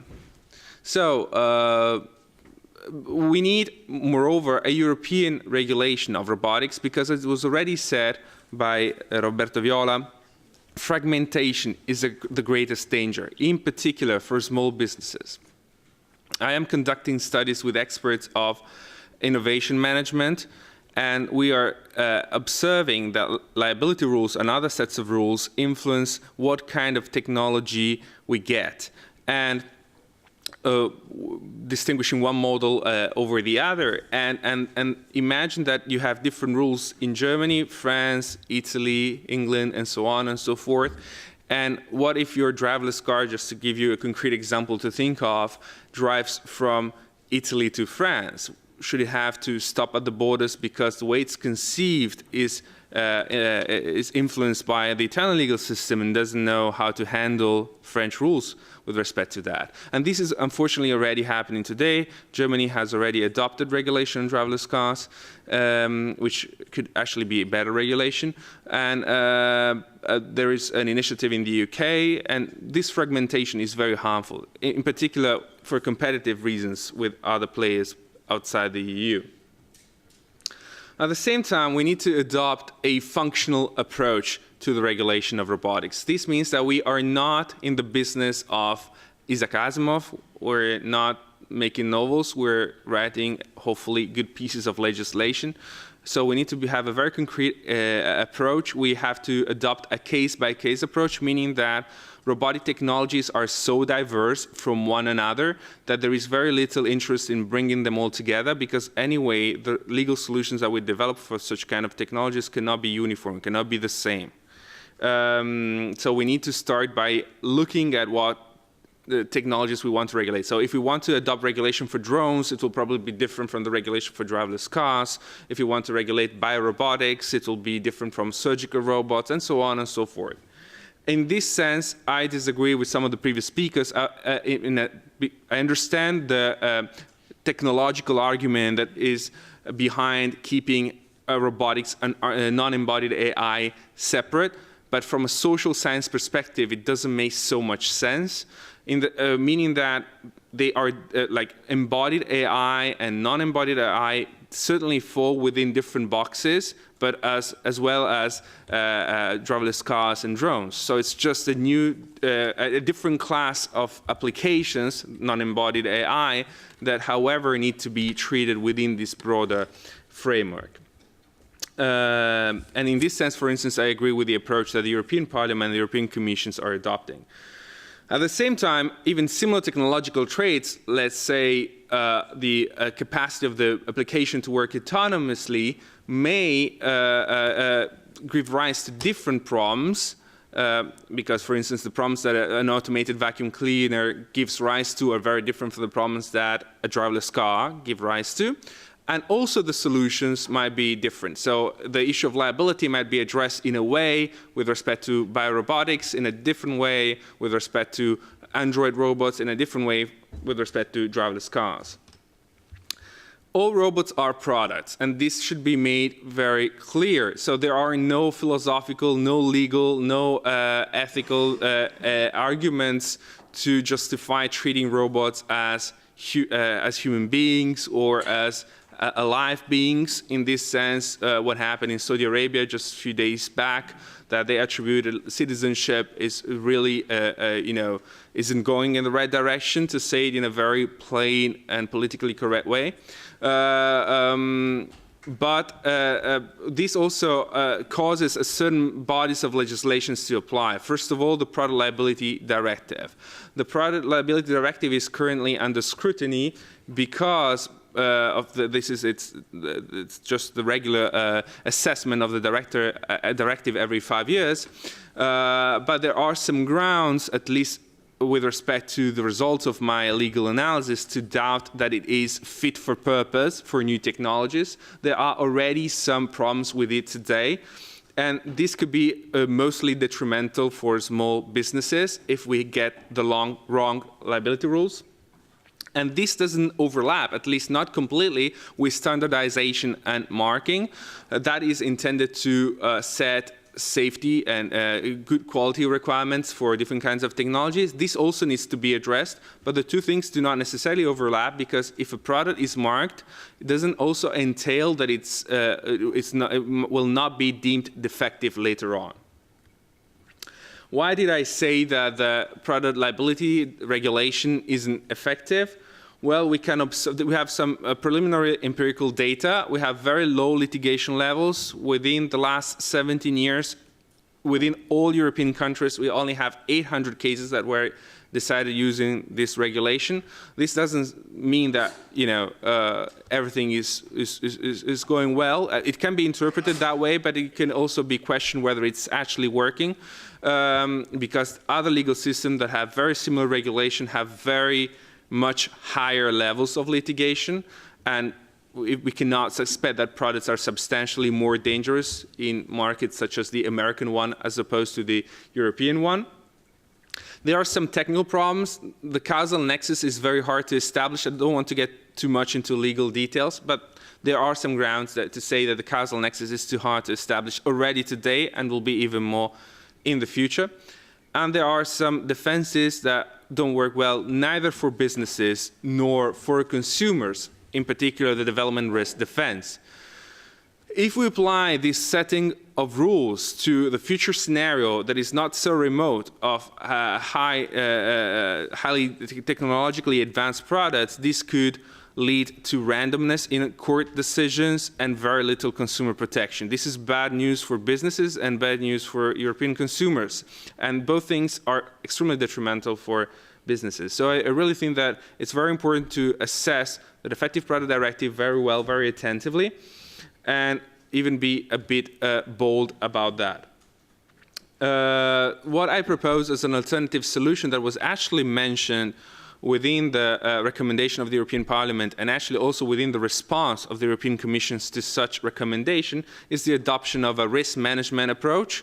A risk management approach differs from a fault-centered approach because it places liability with the party that is best positioned both to minimize costs, so minimize risks, and also acquire insurance, and also makes use of absolute liability rules that do not require the exact establishment of a causal nexus. We can also talk about a one-stop shop approach. What does that mean?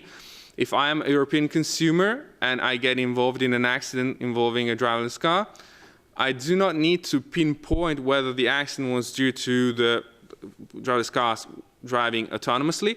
I do not have to pinpoint the liability of the car manufacturer or the internet service provider or the data provider and all the other people involved in the transportation service. I can only I can directly act against one specific player. That would be maybe the manufacturer, and then he has a legal action or contractual tools to act in regress against all the people along the value chain. This would allow prompt compensation of the victim. I'll develop the example of driverless cars a little bit further just for you to better understand what I'm trying to say. So, for instance, think that, let's say we hold the producer absolutely liable, so he is the one who has to pay.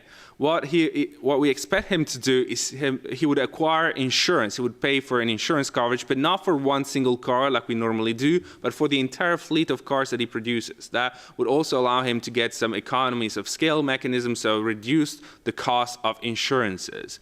Then that cost would be factored into the production cost of his vehicle. And in the moment that he sells that car into the market, the car is already insured. What would happen is that the victim then obtains prompt compensation very easily, very smoothly, without the need of expensive litigation.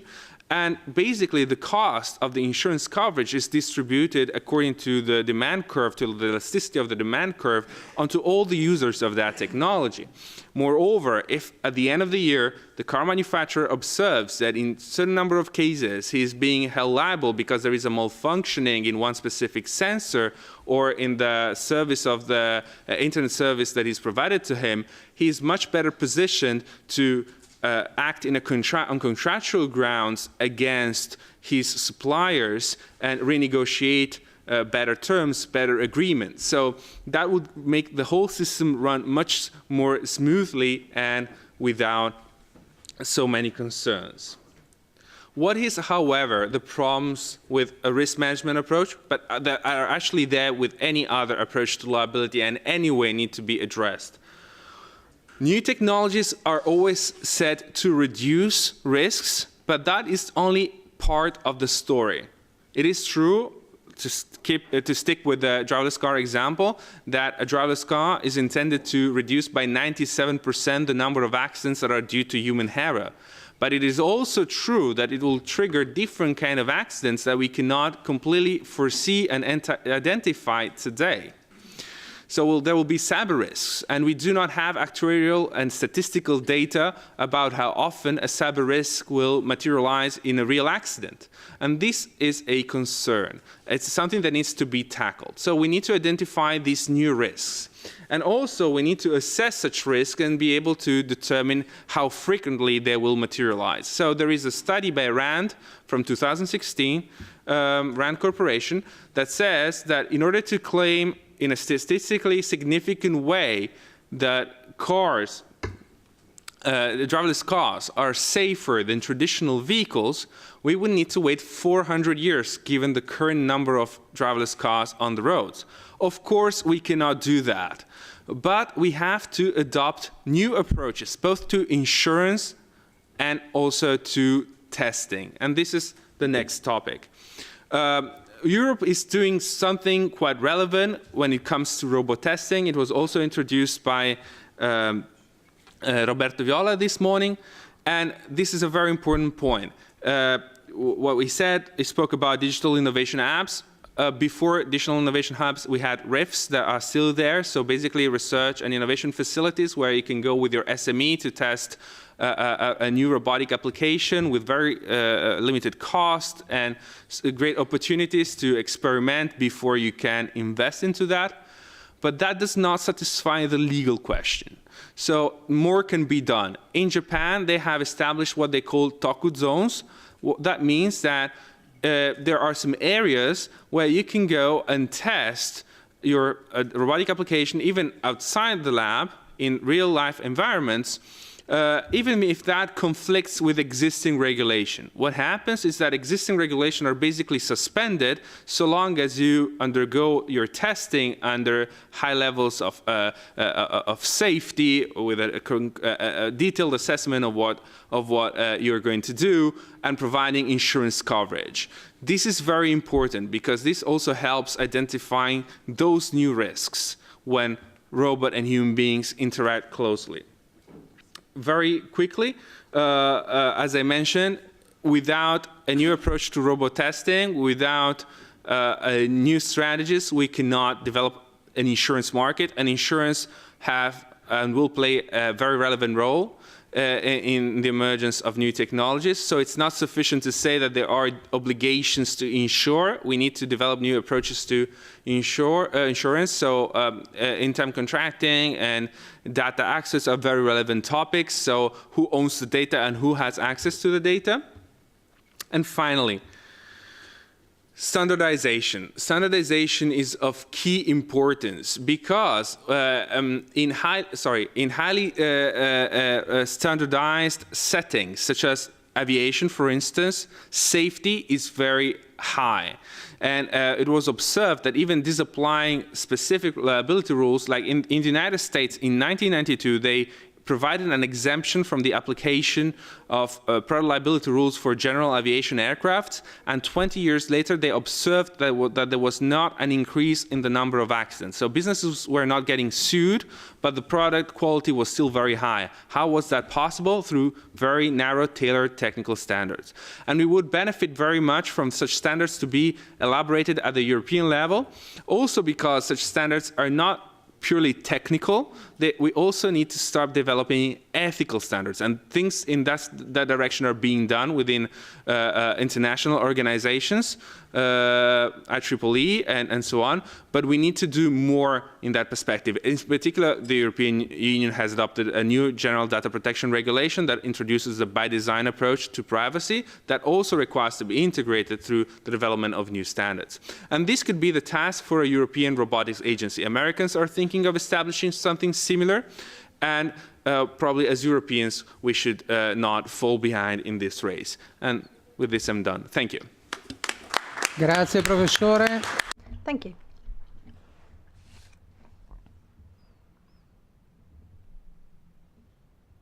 We have a question already.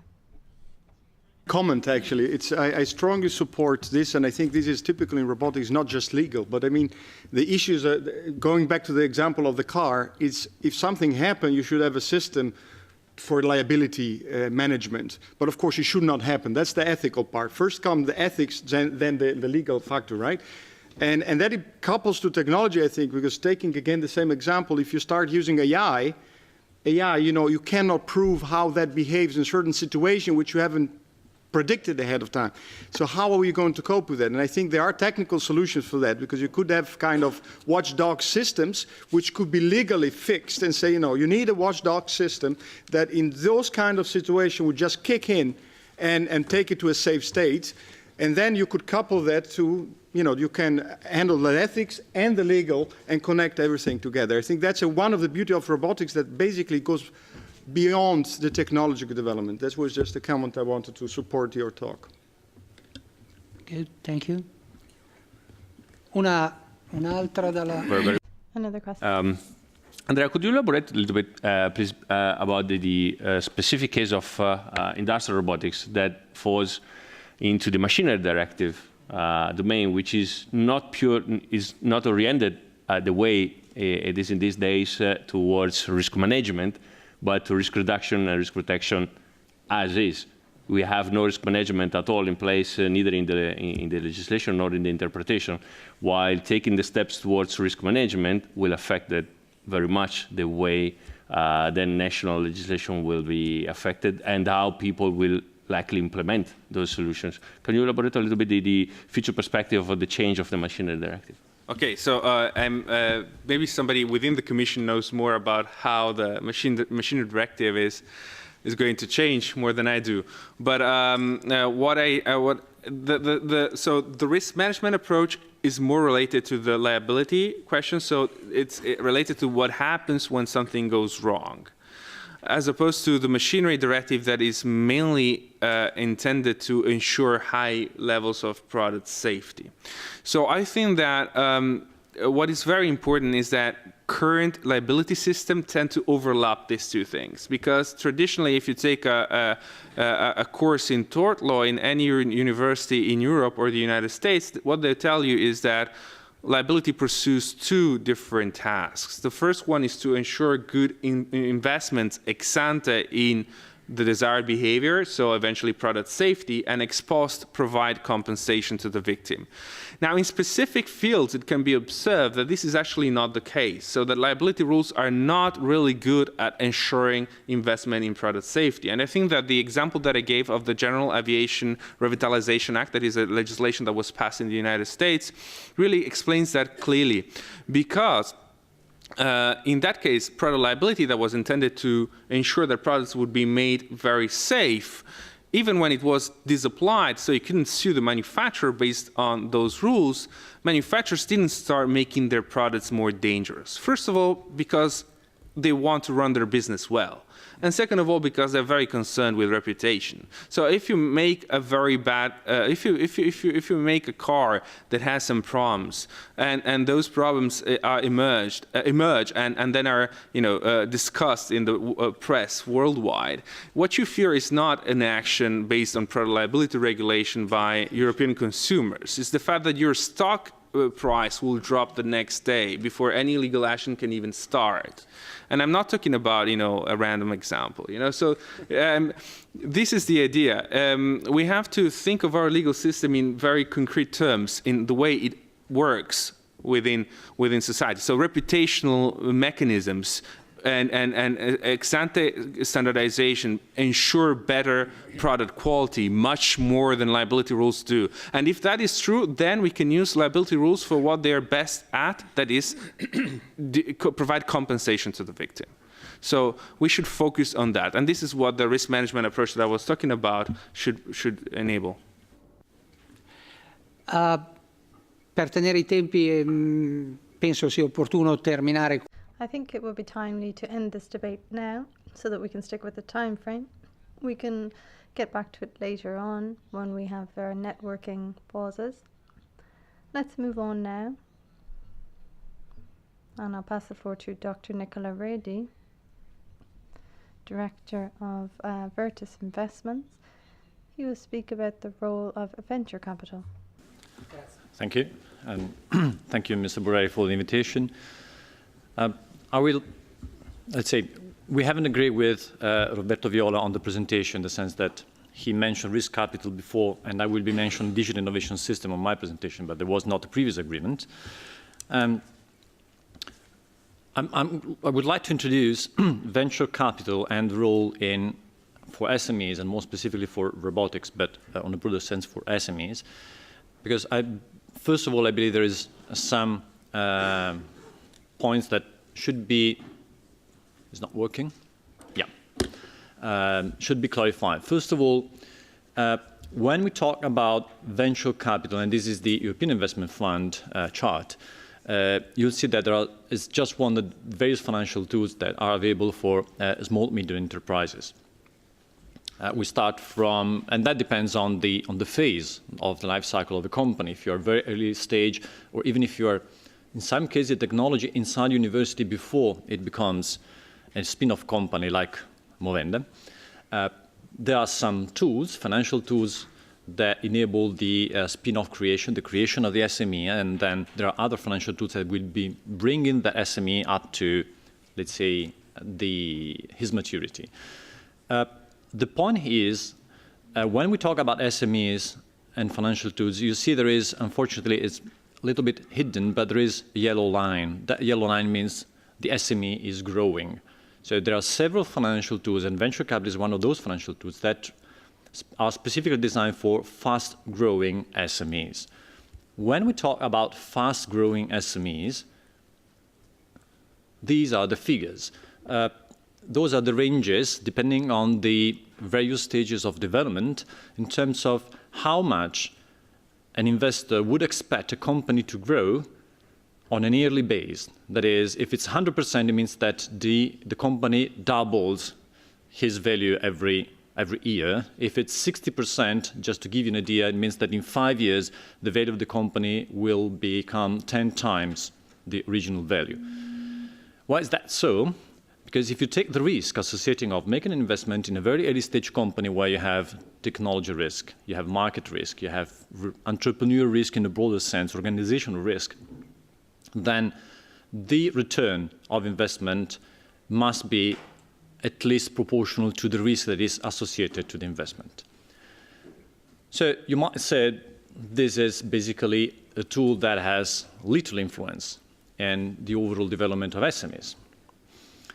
But as I usually say, there are investor and investors, and venture capitalists should belong to the latter. It's not just a matter of signing checks and putting money into companies that makes the difference. That is, let's say, every dummy that is a rich dummy can do that. But the role of VC, and this is what we are going to explore, goes further of just signing checks and making, or let's say, waiting things happening. The first point is venture capital has been associated to innovation. Now, when it comes to innovation, you heard about open innovation is the mantra since Chesbrough invented the name in 2003. The idea here of those two graphs is very simple. The original way things were innovated in companies was just in the boundaries of a company. So you have several ideas, you make a selection, and few ideas get into the market.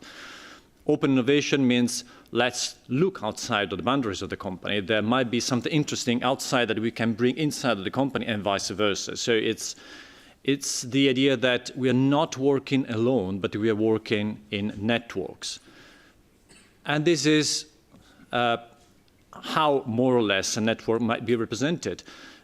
Today, innovation is a collaborative process. We have small firms, big firms, universities, we have the government. We haven't talked about procurement, but procurement is, especially public procurement, is fundamental in order to exploit the success of an SME. Sometimes it's very difficult for SMEs to access public procurement.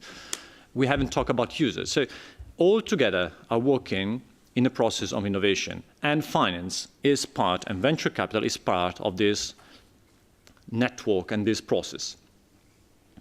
We mentioned the role of big companies, and this comes from the last report, Open Innovation 2.0, which has been released by the Commission.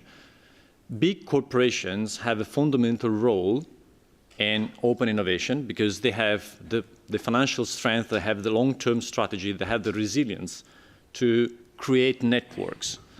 But actually, what they do lack is the speed, the agility, and sometimes even the knowledge of small, medium enterprises. Because innovation requires sometimes to be very focused in what you do. And in a big corporation, whatever is the size of that corporation, you can't know anything. If you want to really innovate, you must look outside. And this is where SMEs are coming out. SMEs are the opportunity for big corporations to really innovate. So our role as a venture capitalist is we basically manage investments, so we make a selection of investments. We actively support our portfolio companies. We are co-managing portfolio of companies. And people usually think that our counterpart is the entrepreneur. So we look for entrepreneurs, usually people coming with a very specific knowledge, high-tech entrepreneurs. And it's high-tech because we have high expectation of growth. But it's not just between ourselves and the entrepreneur, because on the left side, you have a truly financial investor. Remember, venture capitalists are not investing their own money. We are managing third parties' money, which means fund of funds, pension funds, banks. Those are truly financial investors that gave us their money in order to make investments in high-tech, fast-growing companies. So it's third money investments. But at the end of the cycle, we have the big corporations. Big corporations are accounting for about 90% of the investment of venture capitalists. So the way we work is that we make investments and we have to de-invest, that we have to sell the shares in the company we have invested. In 90% of cases, more or less, depending whether it's the US or Europe, the investment are not through IPOs. So we don't look for financial markets, but we look for big corporations that acquire small companies in order to bring the new products into their product portfolio. So we are basically in the middle of the process that links financial investors to big corporations that are needing to invest through SMEs.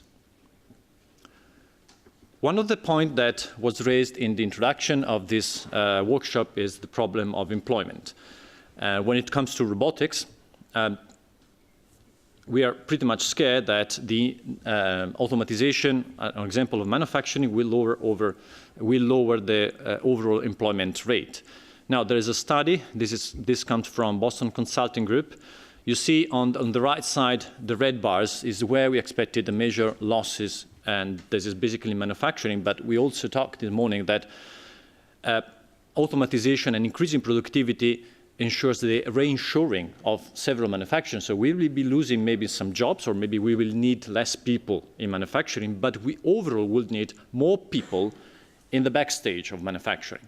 So the BCG study, which was focused on Germany, says that they're expecting to see an overall increase of 350,000 job places in Germany through the implementation of Industry 4.0 policies.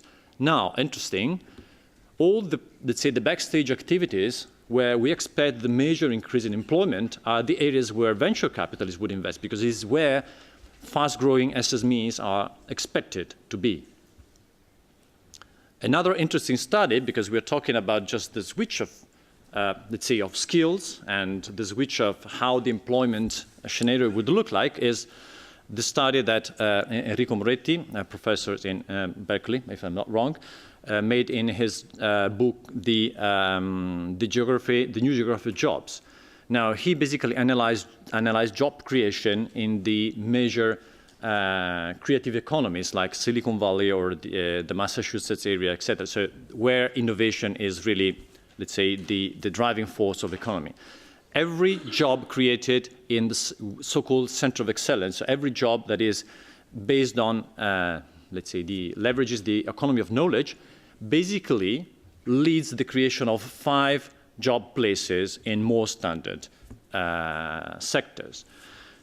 So if we think about, and that comes back to venture capital, about this scenario we have in front of us. So venture capitalists would invest in what we call the fast-growing SME. Now, when I do invest in a company, let's say, in my case, I'm managing technology transfer fund. So let's say I take a company from, I don't know, Scuola Superiore Sant'Anna, just to name one. But then they have a technology. They don't have a product. Then what I would need is the support of other SMEs, usually, which are very skilled in engineering products and making the first run of industrialization. That happens basically every time. We have portfolio companies that handle just the core technology. Anything else is run via other SMEs.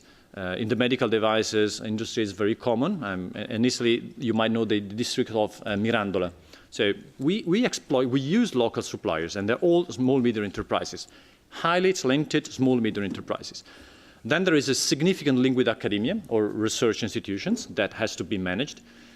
And of course, because this is our job and is also the perspective on any fast-growing SMEs, we must tie up relation with the big corporations, because they will boost eventually the market entry of the new products into the global markets.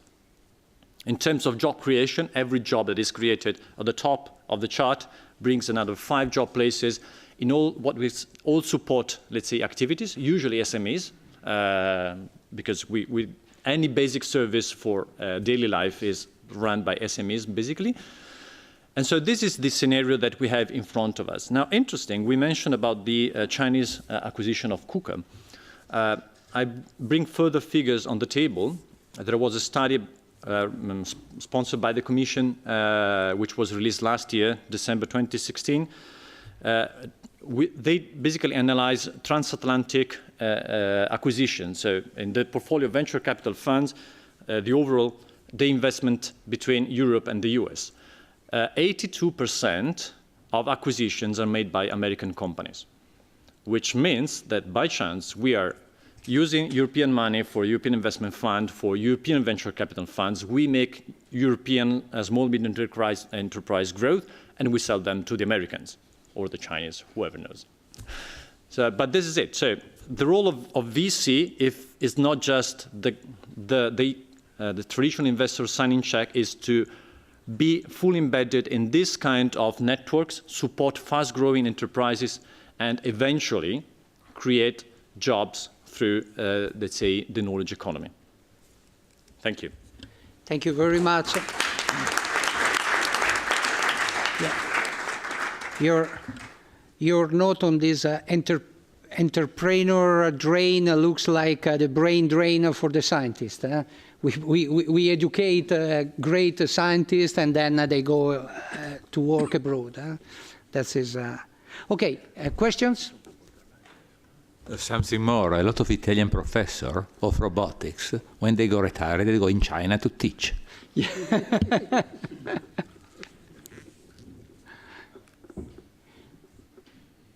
Not only robotics. Unfortunately. Okay. I have no background in economy whatsoever, but I've been reading books about it, and there is a new way of thinking about economical flows, and there is a new book of an economist from Oxford, for example, about, I don't know if you know, the donut economy model and these kind of things. I mean, are there ways that you could think in the future of venture capitalists in which not only money is going to play a role in development of enterprises? Because Europe should be leading in that kind of discussions. And then if we find a model in which basically not the big cash only is playing a role, but a more integral vision, we could keep our knowledge here and our enterprises here. Could you philosophize about the future? I'm neither a philosopher nor an economist because I'm an aerospace engineer as a background, and I spent 12 years of my life in running R&D in corporates. But let's say this is a very interesting point. Being an engineer that ended up in what I say the dark side of the force and in finance, I tried to think a little bit out of the box. And I asked myself, well, but how old is the venture? Why do we have, because venture capital funds, private equity funds, we have some rules and we have some very clear number of years we can invest on, etc. But why do we have those rules? Because sometimes we give good rules for granted, but why do they exist? And actually I had no answer. So I came back and I discovered that the venture capital model, the way we run our funds, is something that is 60 years old. The first VC firm was established in the US in 1956, something like this, so it's 60 years old, and has not been changed since yet. I also discovered that some of the performances, fees that are given to venture capitalists are back to the industry of the whaling industry on the 19th century. The whaling industry was very risk-oriented, so the way the captain and the crew was remunerated, that scheme is exactly the scheme that we have in VC industry. So we are talking about innovation, and we have a very old financial product.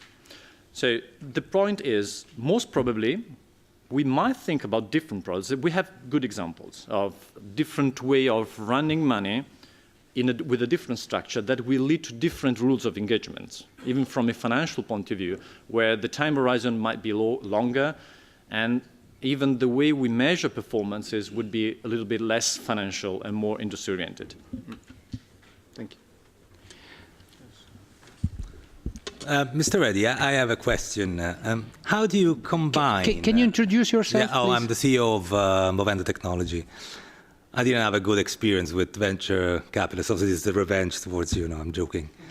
How can you combine an Italian situation where you, on one side, you have bankruptcy law, and on the other hand, managing risk? Because I found that venture capitalists in Italy are scared.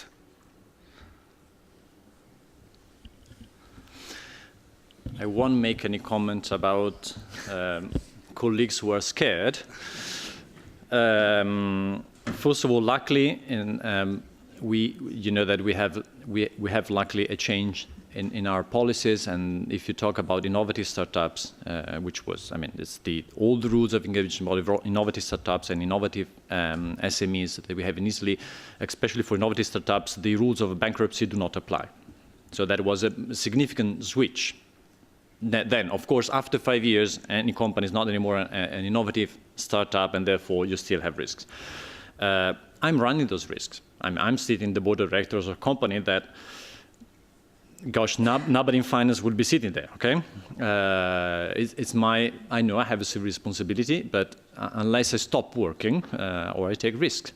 So that's it. This is really on a personal side. Some people would like to step back, but I think as a person who comes from the industry, that stepping back wouldn't help my entrepreneurs and therefore my investment. direi di passare a... I would suggest that we proceed to the last part of the debate in the morning, because I also have to inform you that in a few minutes, at around 12:30, the interpretation will be shut down due to the working regulations. And so we will continue then. Whoever wishes to speak Italian will speak Italian, or whoever wishes to speak English will speak English. So this last part is a debate that will concern the presentation of 2, or in fact 3, case studies. And I would like to invite, first of all, Dr. Pierini from PRM.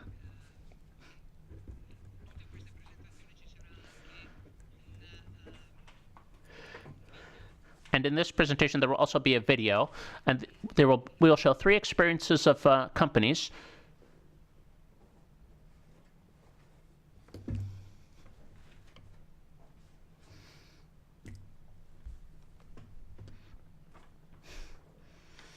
Yes, please go ahead. Good morning, everyone. First of all, I would like to thank all of the organizers for this, giving me this opportunity to speak. My name is Mauro Pierini. I'm one of the owners of PRM, which is a limited liability company involved in innovation. I'd like to recount my experiences concerning the introduction of robotics in the world of the SMEs.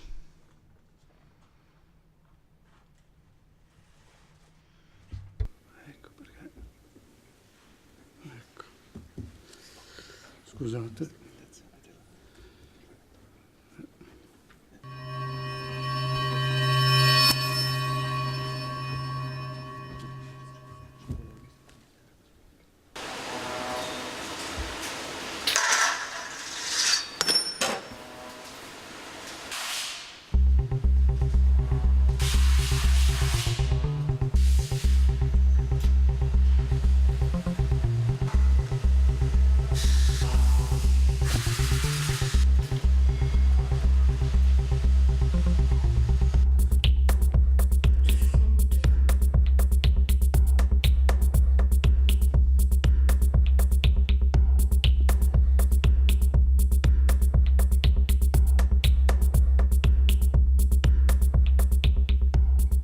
Noi siamo partiti 20 anni fa e in azienda abbiamo portato l'industria 4.0 nel 1998. Oggi in attivo abbiamo 5 robot e 1 è in arrivo a breve e lo abbiamo fatto anche grazie al superammortamento.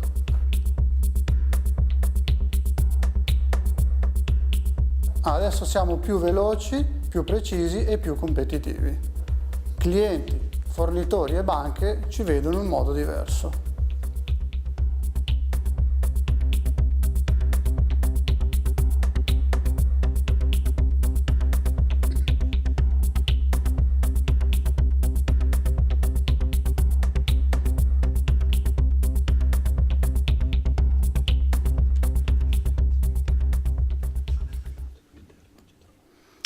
Ecco, come già anticipato nel video.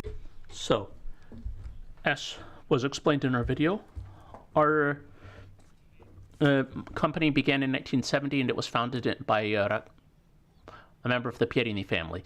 These were the times of the Italian economic boom, and Franco Pierini had many ideas that concerned the future, and technology in particular.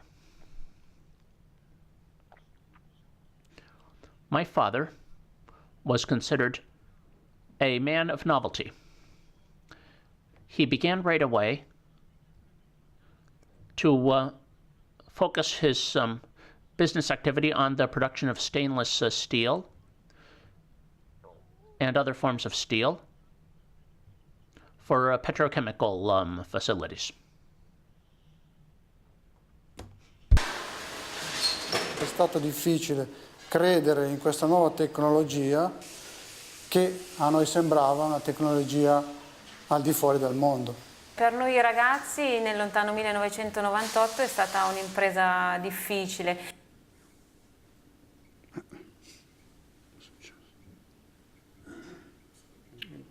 Ops. Perché avevamo nostro padre ancora ancorato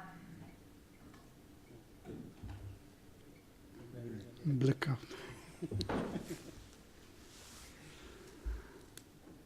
No, indietro.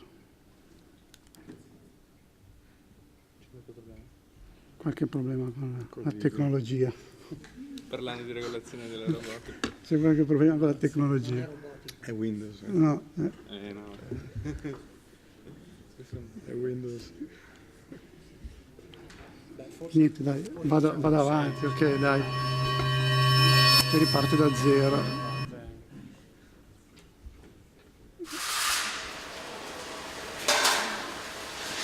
È stato difficile credere in questa nuova tecnologia che a noi sembrava una tecnologia al di fuori del mondo. Per noi ragazzi nel lontano 1998 è stata un'impresa difficile perché avevamo nostro padre ancora ancorato alle vecchie abitudini, quindi ai vecchi torni paralleli, e non è stato facile fargli abbandonare questa sua convinzione.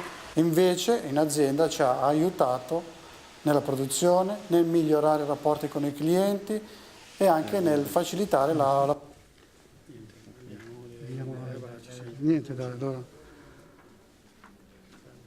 abbandoniamo la tecnologia per... Il sano rapporto umano. Esatto. Niente, allora diciamo che nel 98 c'è l'evoluzione dell'azienda, c'è il cosiddetto cambio generazionale. Io e mia sorella Barbara entriamo a fare parte dell'azienda. Diciamo che è anche l'anno dei primi cambiamenti. In azienda viene introdotto il primo braccio robotico, che ha dato una svolta importante per noi. Abbiamo deciso poi successivamente di certificare l'azienda per quanto riguarda l'ISO 9000, che ci ha dato un'impronta diversa sul mercato, con maggiori garanzie. E poi un altro passo importante per noi è stato quello di creare, di utilizzare un impianto fotovoltaico per la produzione di energia elettrica. Oggi PRM garantisce la sua produzione autonomamente con l'energia che produce.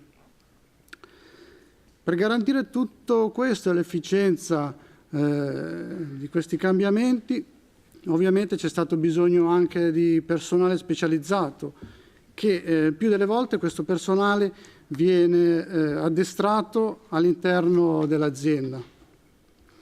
Poi l'obiettivo successivo mio e di mia sorella è stato quello di intraprendere, con un po' di paure, di dubbi, la strada dell'industria 4.0.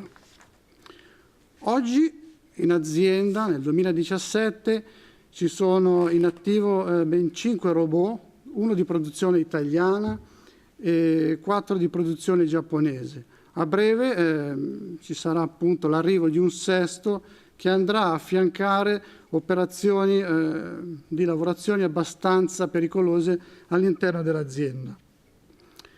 La robotica per noi è stata una cosa molto importante, ci ha risolto numerose problematiche e soprattutto quello che noi diciamo tutti i giorni, che il robot non deve sostituire la manodopera umana, ma viene affiancato per aiutare le persone, i dipendenti, in lavorazioni pericolose, lavorazioni ripetitive e abbastanza pesanti.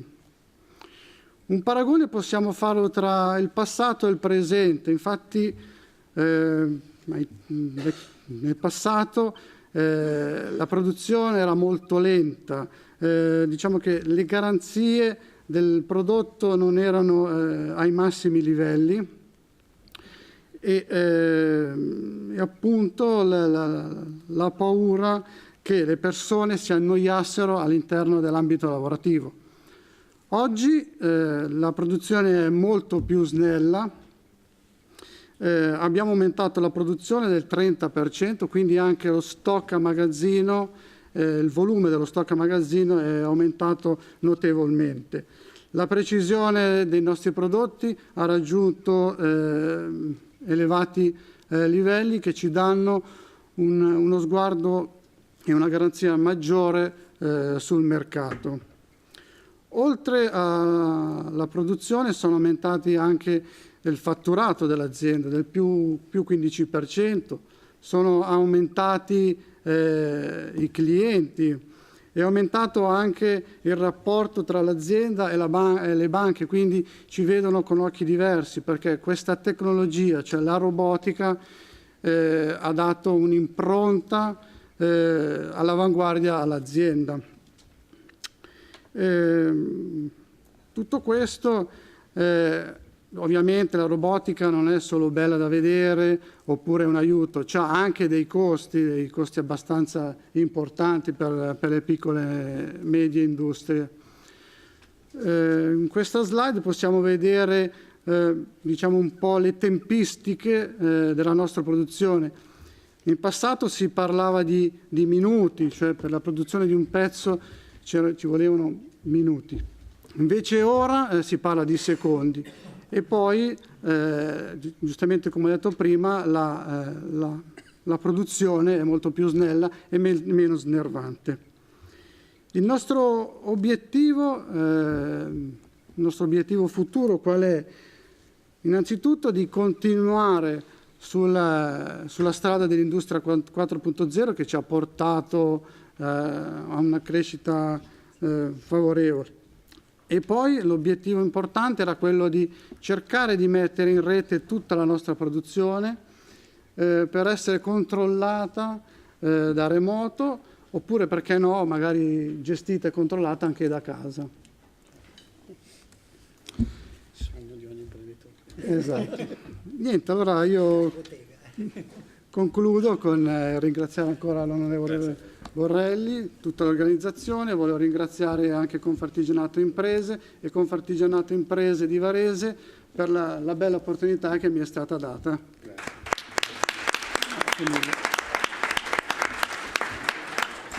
Allora chiudiamo. Ci sono domande? Visto che è un'esperienza viva, vissuta, diretta, costruita. Se non ovviamente sempre possiamo incontrarci dopo fuori. Allora chiudiamo la mattina con l'ultima presentazione. Sono due aziende, la regia se la fanno autonomamente, sono due aziende che collaborano, la Sogea, e per essa c'è l'amministratore, il dottor Claudio Stecca, e per BNP il general manager Carlo Pettenon, che ci racconteranno non solo le storie della loro azienda, ma la storia della loro collaborazione. Dove volete? Lasci posto tu. Can I ask a question? Prego. The English translation is no longer operational. Yeah, unfortunately, yeah. Okay. Stop at 12:30. Oh, okay. So just so you know, if I cannot speak Italian, so Okay, if you sorry. are able to present in English, I would prefer it. But it's, no, it's sorry, just, no, okay. their presentation is in Italian. Okay. I just knew now. Sorry. Okay, thanks. Yeah, but they have a slide in English, so they will transfer to you. Yeah, the same for the previous presentation. The movie was with was subtitled in English, so please transfer to the sir over there.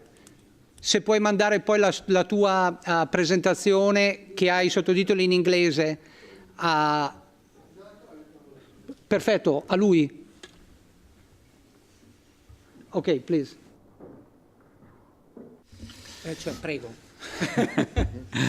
Allora, buongiorno a tutti. Anche da parte nostra un ringraziamento al dottor Borrelli per questa opportunità. Noi siamo qua in due appunto perché vogliamo presentarvi l'esperienza di un network di aziende. Chi siamo? Allora, due aziende, BNP, di cui appunto io sono il rappresentante, Carlo Pettenon, e Sogea con Claudio Stecca. Noi in realtà non ci occupiamo di robotica, ci occupiamo di ergonomia. i nostri clienti sono clienti che fanno assemblaggi in genere, quindi il settore dell'automotive, il settore dell'elettrodomestico, della general industry. Curando le postazioni di lavoro ergonomiche chiaramente c'è la connessione con la parte di robotica e in particolare la robotica collaborativa. Sogea invece è una software house che sviluppa sistemi ERP per le piccole e medie imprese. Questi sono un po' i nostri valori. L'innovazione è da sempre diciamo, l'elemento principale sul quale portiamo avanti un po' i nostri concetti. Industry 4.0, ecco, volevo un po' focalizzarmi anche su questo, su quella che è un po' la nostra idea, no? Nel nostro caso l'importanza maggiore diciamo, viene data alla persona, quindi quando parliamo, siamo stati a parecchi convegni no? Dove si parla di Industry 4.0 e spesso si dice questo, cioè si dice le persone sono al centro di questa nuova rivoluzione, poi in realtà si parla solo di tecnologia. No? Ecco, noi vogliamo esprimere un po' questo valore della persona al centro ed è per questo diciamo, che studiamo appunto nei minimi particolari tutti i concetti che sono legati all'ergonomia delle postazioni di lavoro in senso generale, quindi parliamo di ergonomia fisica, di ergonomia cognitiva e di ergonomia organizzativa. Ci piace lanciare così anche una provocazione, una delle tecnologie abilitanti di Industry 4.0 è la manutenzione predittiva, noi vorremmo tanto parlare di manutenzione predittiva delle persone, quindi cerchiamo di metterle diciamo, nelle condizioni per poter lavorare nel modo corretto e quindi non avere problemi in futuro con l'avanzamento dell'età. Sappiamo che questo è una cosa che è stata citata anche prima, insomma sarà un problema abbastanza importante negli anni futuri. Abbiamo coniato un marchio che si chiama ADES, che sta per Advanced Ergonomic Solution, racchiude un po' i concetti che ci siamo detti. Quindi operiamo dove ci sono dei processi manuali o dove una parte del processo viene gestita diciamo, da dei sistemi automatici e quindi per noi diventa importante, fondamentale studiare la postazione di lavoro da un punto di vista ergonomico e studiare quella che è l'interazione fra l'uomo e la macchina. Questi sono i mercati che ci siamo detti prima, quindi il mercato dell'automotive, del bianco, cosiddetto, l'aerospace marino e la general industry, quindi tutte aziende che fanno assemblaggi diciamo, in genere. Riprendiamo anche qui i temi di prima, quindi parliamo di sistemi usabili, soprattutto anche da persone diciamo, con svantaggi fisici e psichici. Diciamo che la nostra esperienza tra l'altro nasce proprio su un progetto portato avanti all'interno di una cooperativa sociale sul quale abbiamo lavorato per 4 anni. E poi chiaramente si parla di soluzioni ergonomiche per persone che a mano avanzano con l'età e l'altro punto che ci piaceva sottolineare è l'aspetto del network fra aziende. Vi dicevo all'inizio, siamo qua adesso io e Claudio in rappresentanza di BNP e Sogea, in realtà il network è molto più ampio. Parliamo di soluzioni robotiche per cui abbiamo l'azienda che fa robotica, ma poi abbiamo chi si interessa di sicurezza sul lavoro, chi si interessa di strutture, operiamo anche con aziende che fanno trasferimento tecnologico, T2I in particolare, e è per noi fondamentale che all'interno di questo network ci siano anche gli end user, quindi le aziende che utilizzano questi sistemi. La cooperazione poi prosegue anche con università, centri di ricerca. Ecco, il network per noi è importante perché, riprendendo anche qui un concetto di prima, permette di fondere competenze che altrimenti sulle piccole aziende sarebbe difficile trovare. Ecco, adesso Claudio vi presenterà un po' il nostro case history fatto in un'azienda trevigiana, un'azienda che lavora nel settore dell'elettrodomestico, in particolare l'applicazione riguarda l'assemblaggio di un maniglione per forno. In questa applicazione qua abbiamo utilizzato un robot collaborativo, diciamo che l'isola è centrata sulla persona, quindi è un'isola che si adatta a quelle che sono le caratteristiche antropometriche, diciamo, dell'operatore. Il robot si adegua, okay? Quindi non è più il robot che comanda, diciamo, sull'isola, ma è la persona. Questo è un po' l'elemento centrale, dove tra l'altro siamo stati premiati anche al Mexpe di quest'anno come soluzione innovativa. Prego. Buongiorno, sono Claudio Stecca di Sogea. Su questa parte volevamo sottolineare come l'importanza in questo progetto sia stato il coinvolgimento direttamente all'inizio dello sviluppo del progetto dell'end user e nel caso dell'end user anche del personale che doveva poi utilizzare queste postazioni. Spesso richieste, idee e proposte sono venute direttamente dall'utilizzatore, da chi su altre postazioni in modalità completamente manuale andava a costruire questi maniglioni. Quindi la robotica è vista come supporto, come aiuto per qui si parla di PMI, in realtà nelle nostre realtà si può parlare di MPMI, molto piccole e medie imprese. Fa molto, questa è un'azienda, una PMI con 70 dipendenti, con centinaia di dipendenti comunque, e per noi è comunque un'azienda già di una certa dimensione. Ecco, molte di queste aziende quando devono competere, e competere nel caso dei costi, come abbiamo sentito nella case history precedente, devono cercare di dotarsi di strumenti che velocizzino quelle operazioni a basso valore aggiunto di tipo manuale ripetitive e possano tenere in loco quelle operazioni che invece sono, nel caso specifico di questa azienda della Nodica, il controllo estetico.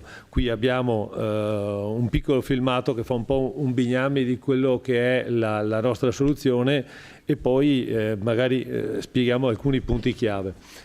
Per il filmato chiederei di cliccare sul filmato. Clicca. Ok.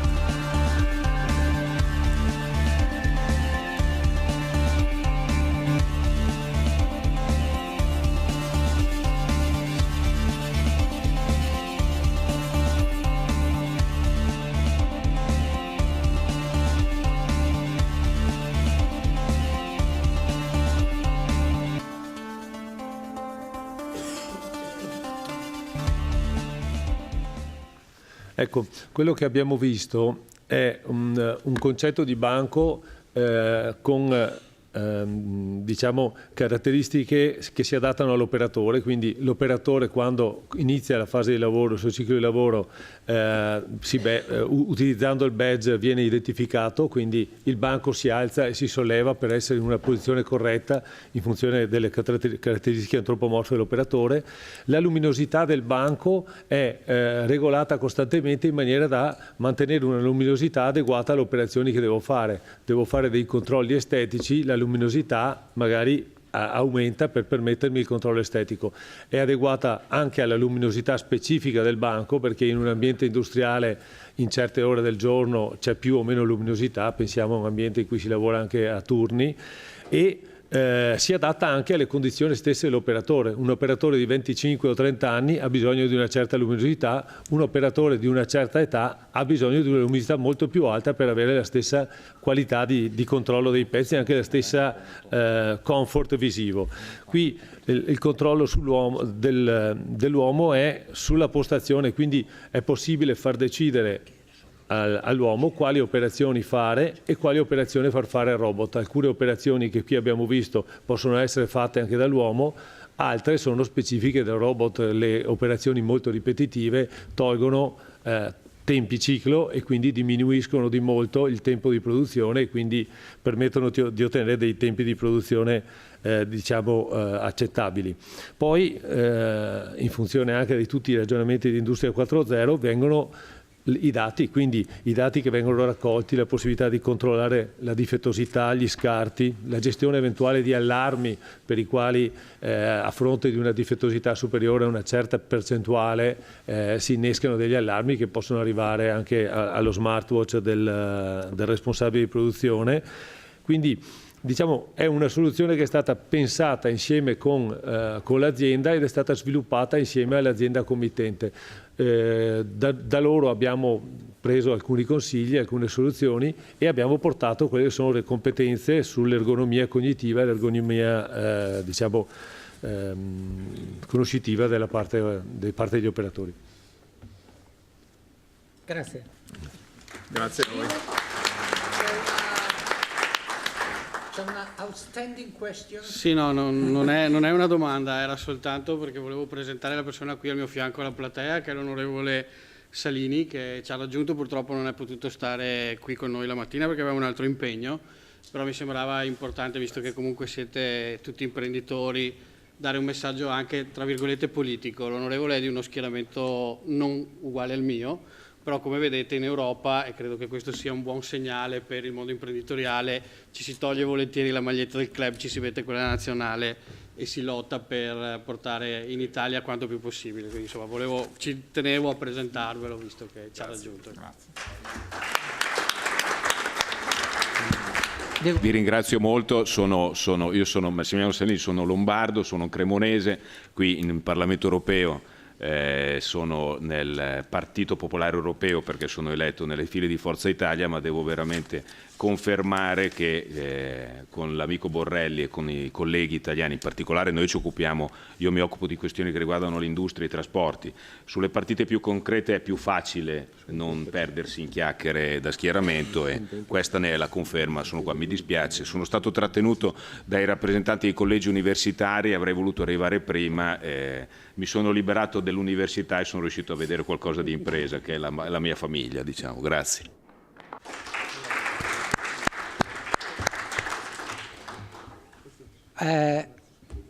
C'è qualche domanda, qualche richiesta di chiarimento per l'ultima presentazione? Se no, direi che niente ci ostacola dall'andare tutti insieme, seguendo lo staff dell'onorevole Borrelli, al lunch break. I lavori ricominciano poi qui alle 2:10. Permettetemi una frase di chiusura. Innanzitutto confermo come rappresentante del Consiglio nazionale delle ricerche qui a Bruxelles che la cooperazione di molti dei nostri rappresentanti politici qua su temi importanti che toccano anche noi della ricerca è sempre veramente aperta, si giocano veramente con la maglia della nazionale, per cui da ricercatore dico a voi imprenditori, non è una pastetta che si sono fatti in questo momento loro due, è davvero così. Per cui la disponibilità dal mondo politico e anche nostra, CNR, per aiutarvi nelle interazioni con l'Europa è sempre massima. Ringrazio tutti per la partecipazione intensa e vivace, e gli speaker che sono stati fantastici nel rispettare i tempi e che hanno dato una serie di spunti che necessiterebbero di essere sviluppati per la prossima settimana. Dobbiamo fermarci alla fine di questa giornata, per ora ci fermiamo alla fine di questa mattinata. Seguite lo staff dell'onorevole Borrelli e ci rivediamo qui alle 2.